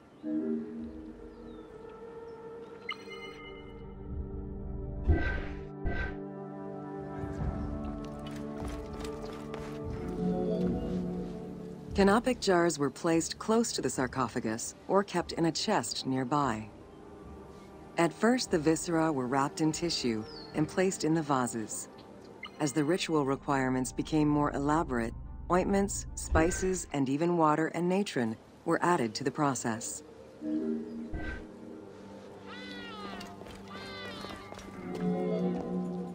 Towards the middle of the New Kingdom, canopic jars assumed the appearance of the 4 sons of Horus. They were known as the protectors of the viscera. These protectors had their own guardians, each a goddess of the dead. Imseti, the human-headed god, protected the liver and was protected by the goddess Iset. Hapi, the baboon-headed god, protected the lungs and was protected by the goddess Nephthys. Dumut-Ef, the jackal-headed god, protected the stomach and was protected by the goddess Neith. And finally, Kebesenuef, the falcon-headed god, protected the intestines and was protected by the goddess Selket.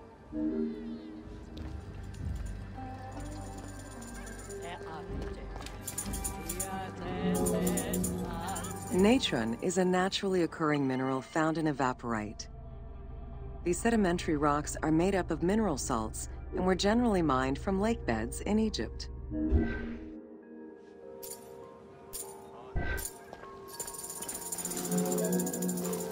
Embalmers used natron as a desiccant to dry the flesh and stop the corpse's putrefaction process. Once the body was cleansed and eviscerated, the deceased was covered in natron for about 40 days. Once desiccated, the body was prepared to be wrapped in strips of linen.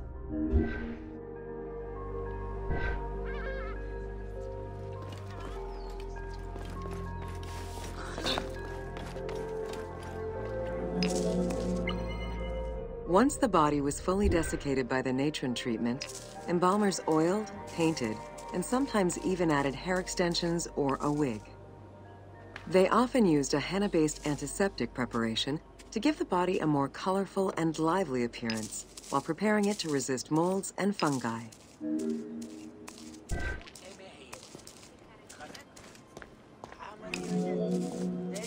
Next came the phase which gave mummies their most well-known appearance, the wrapping.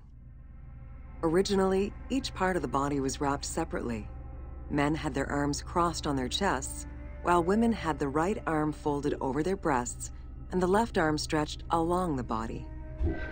However, techniques evolved over time. Eventually, the body as a whole was wrapped with limbs alongside the body, and increasingly sophisticated and different techniques of weaving flax bands were developed.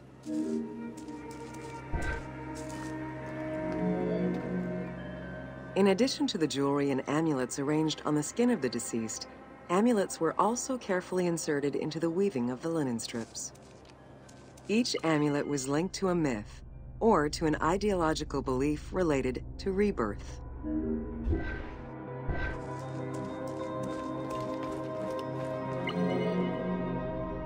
Masks were an important part of a mummy's finery. Early wooden funeral coverings were very expensive, however, and soon replaced by masks created through a technique known as cartonnage. Masks fashioned with this method were created by laying several layers of linen or papyrus pulp on a base made of mud or straw. Cartonnage was used for more than funerary masks. Ornaments and the animal coffins of the late period were also made in such a fashion.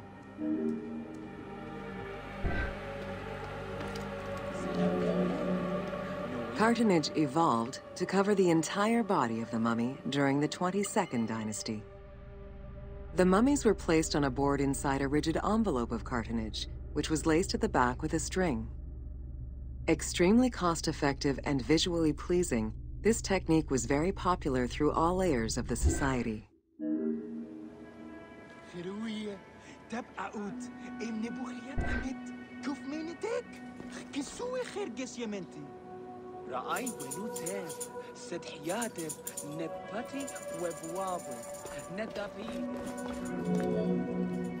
Cartonnage envelopes were usually covered with inscriptions and polychrome decorations, specifying the names and titles of the deceased, scenes depicting daily life, or decorations specific to the funerary world.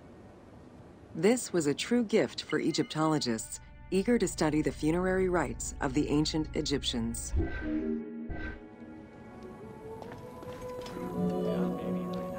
Once the mummy was properly wrapped and adorned, the embalmers proceeded with the ceremony of the opening of the mouth.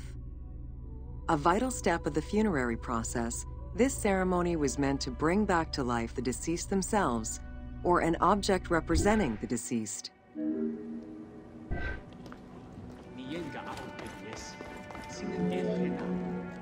There were no less than 75 different stages for the opening of the mouth. It required the application of the same oils, ointments, spices, and perfumes used during the mummification process. Makeup was sometimes part of the process as well.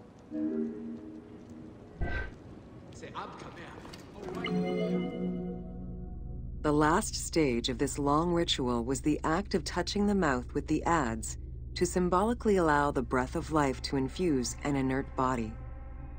Its performance was reserved for a very specific set of people: priests who wore the mask of the god Anubis, a close relative of the family, or by the heir to the throne.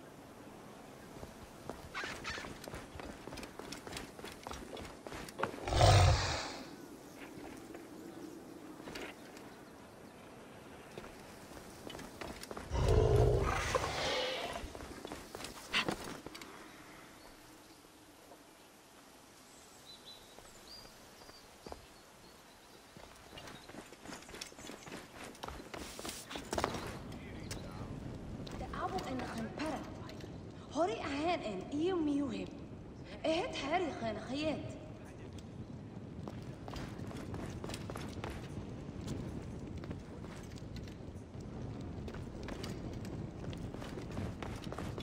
قد إمي خانت هاري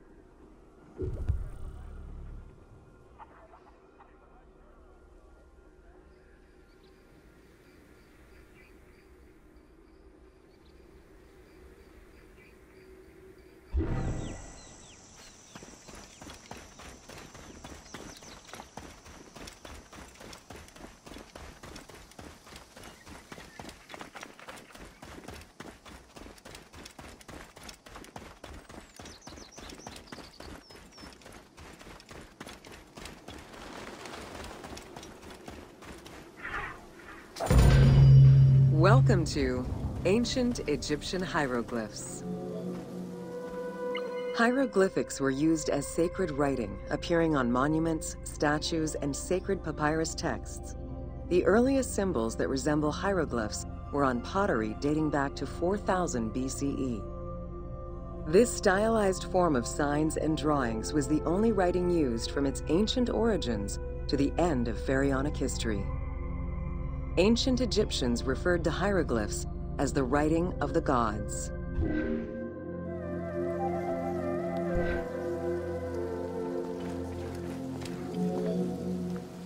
Considered a difficult language, it was intended for pharaohs, nobility, and priests, and meant to be used in ceremonies, within tombs, and for government records.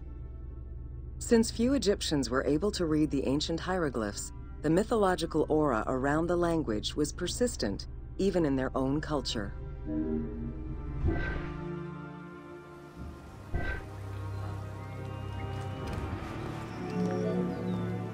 The structure of hieroglyphs offers insight into Egyptian culture, not just in what the translations say, but in the structure of the symbols themselves. They were found on tomb walls, on sarcophagi, on statues, and on pottery, and were meticulously recorded in countless ancient papyri.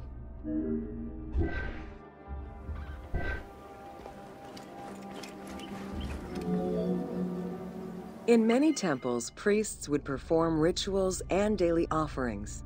These were accompanied by hieroglyphs used as spells. In tomb paintings, the hieroglyphs are represented with formulas to recite. These spoken words were meant to be spells which would allow the deceased to benefit from the offerings for all eternity. Spells and offerings were also written for the living, to enhance medicines and cure illnesses.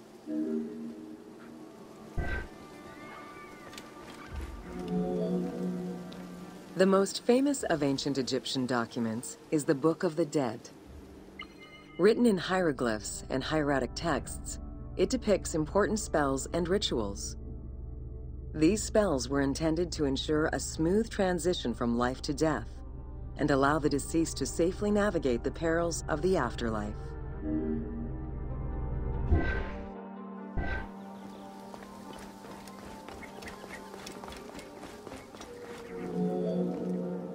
Even after it was deciphered, the reading of hieroglyphs remained difficult at times due to the many directions in which they can be read. Depending on the orientation of the signs, hieroglyphs can be read left to right, right to left, horizontally or vertically, though never bottom to top.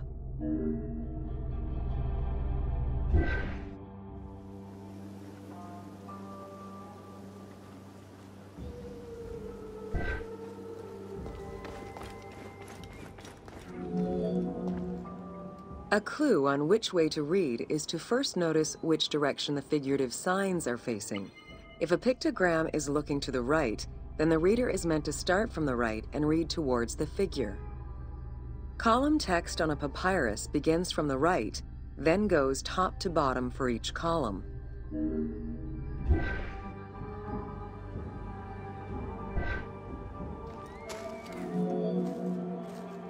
Text written on tomb walls resembles the structure of a page from a comic book. The text can be placed in front, behind, or above the character, and its symbols look in the same direction as the character. Another clue is that the name of a god or hieroglyphs meaning gods or kings are always written before the descriptive text.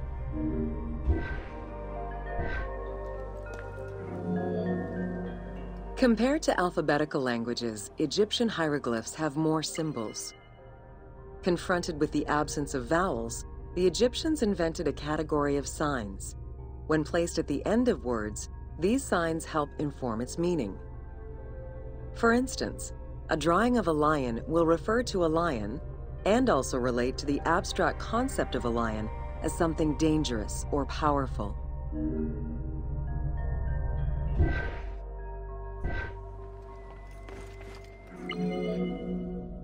Middle Egyptian hieroglyphs contained a little more than 700 signs.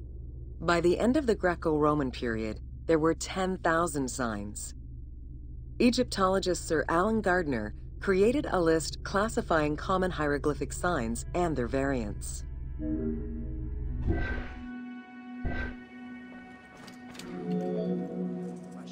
Ancient Egyptian languages have many similarities with Asian and African languages. They have evolved in similar ways to the various forms of written Egyptian. These languages belong to the Hamito-Semitic group. There were 5 clear evolutions in the Egyptian language, each with their own distinctive structure. These languages are known as Old Egyptian, Middle Egyptian, Late Egyptian, Demotic, and Coptic.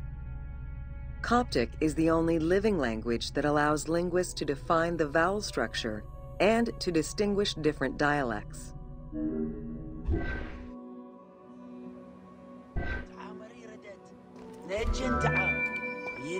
While hieroglyphs and hieratic script give us an idea as to how the ancient Egyptian language was structured and written, the way it was spoken is still up for debate. The team opted for English as the spoken language, with the characters using ancient Egyptian and Greek words and accents. The language that is spoken in the background by the crowds is largely based on Sir Alan Gardner's Egyptian grammar. To help resurrect a dead language, we consulted Egyptologists and dialogue coaches to establish our target sound and cast actors with Arabic, Hebraic, and African backgrounds to bring the game to life.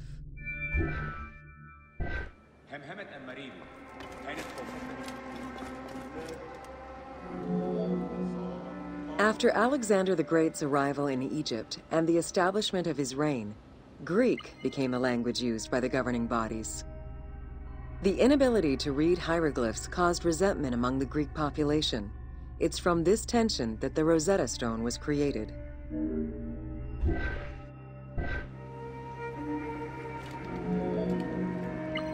The spread of Christianity ended pharaonic culture and resulted in the destruction of its pagan monuments. This also marked the end of hieroglyphic writing and understanding.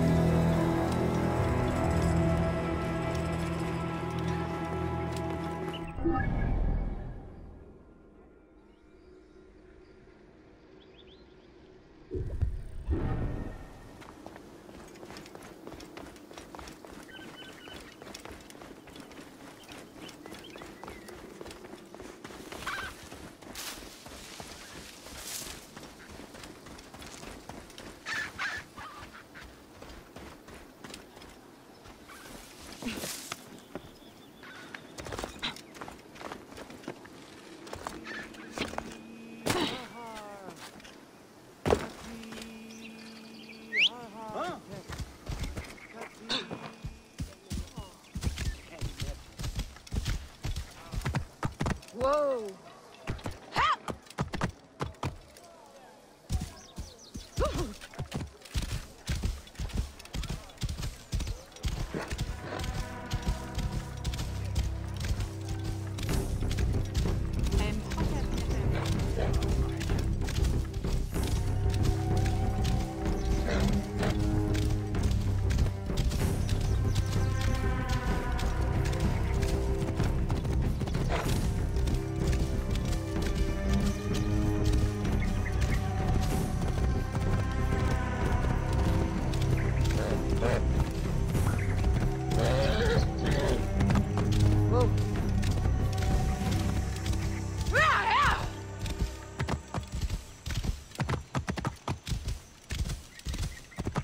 Whoa!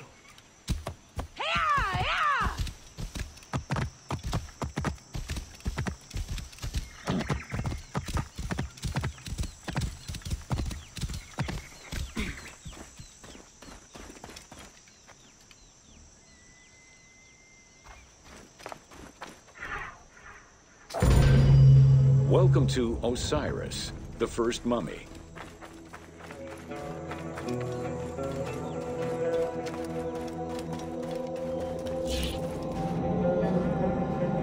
The oldest mummies recovered date from the Old Kingdom, though Egyptologists believe that mummification was in use much earlier than that. At first, the body was mummified through environmental desiccation, by leveraging the dryness of the environment and the heat of the climate.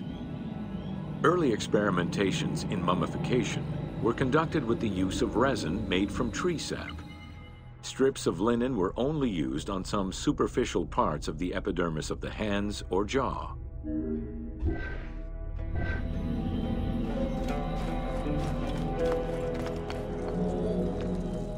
Ideologically, the will to preserve the body is not explained in any way until 3600 BCE. This is when the Egyptian belief that the body housed the soul was finally documented for modern Egyptologists to eventually decipher. It was not until the arrival of the myth of Osiris in the Egyptian religion around the 5th dynasty that mummification was thoroughly conceptualized. The practice was thereafter grounded in both a mythological and ideological point of view.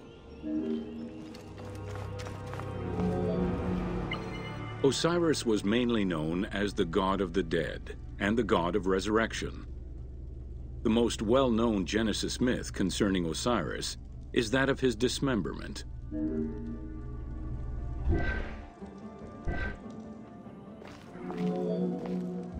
It is Plutarch who gives the most simplified and complete summary of the story. Within Egyptian mythology, Osiris represented the first king to rule Egypt. Jealous of his power, his brother Seth attempted to usurp his throne.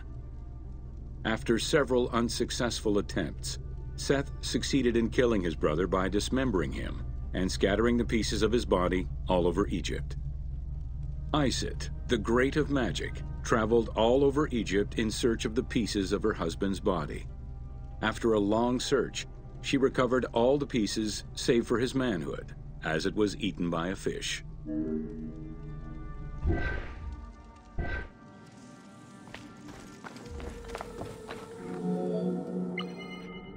Isis then reassembled the body of her husband by binding it together with strips of linen. Aided by her sister Nephthys, another powerful magician, they gave Osiris the breath of life. This not only brought him back from the dead, but also allowed him to recover his virility long enough to impregnate Isis, thus ensuring his succession before, once more, dying. Thus Horus. The ritual used to bring Osiris back to life essentially depicts how he became the first mummy.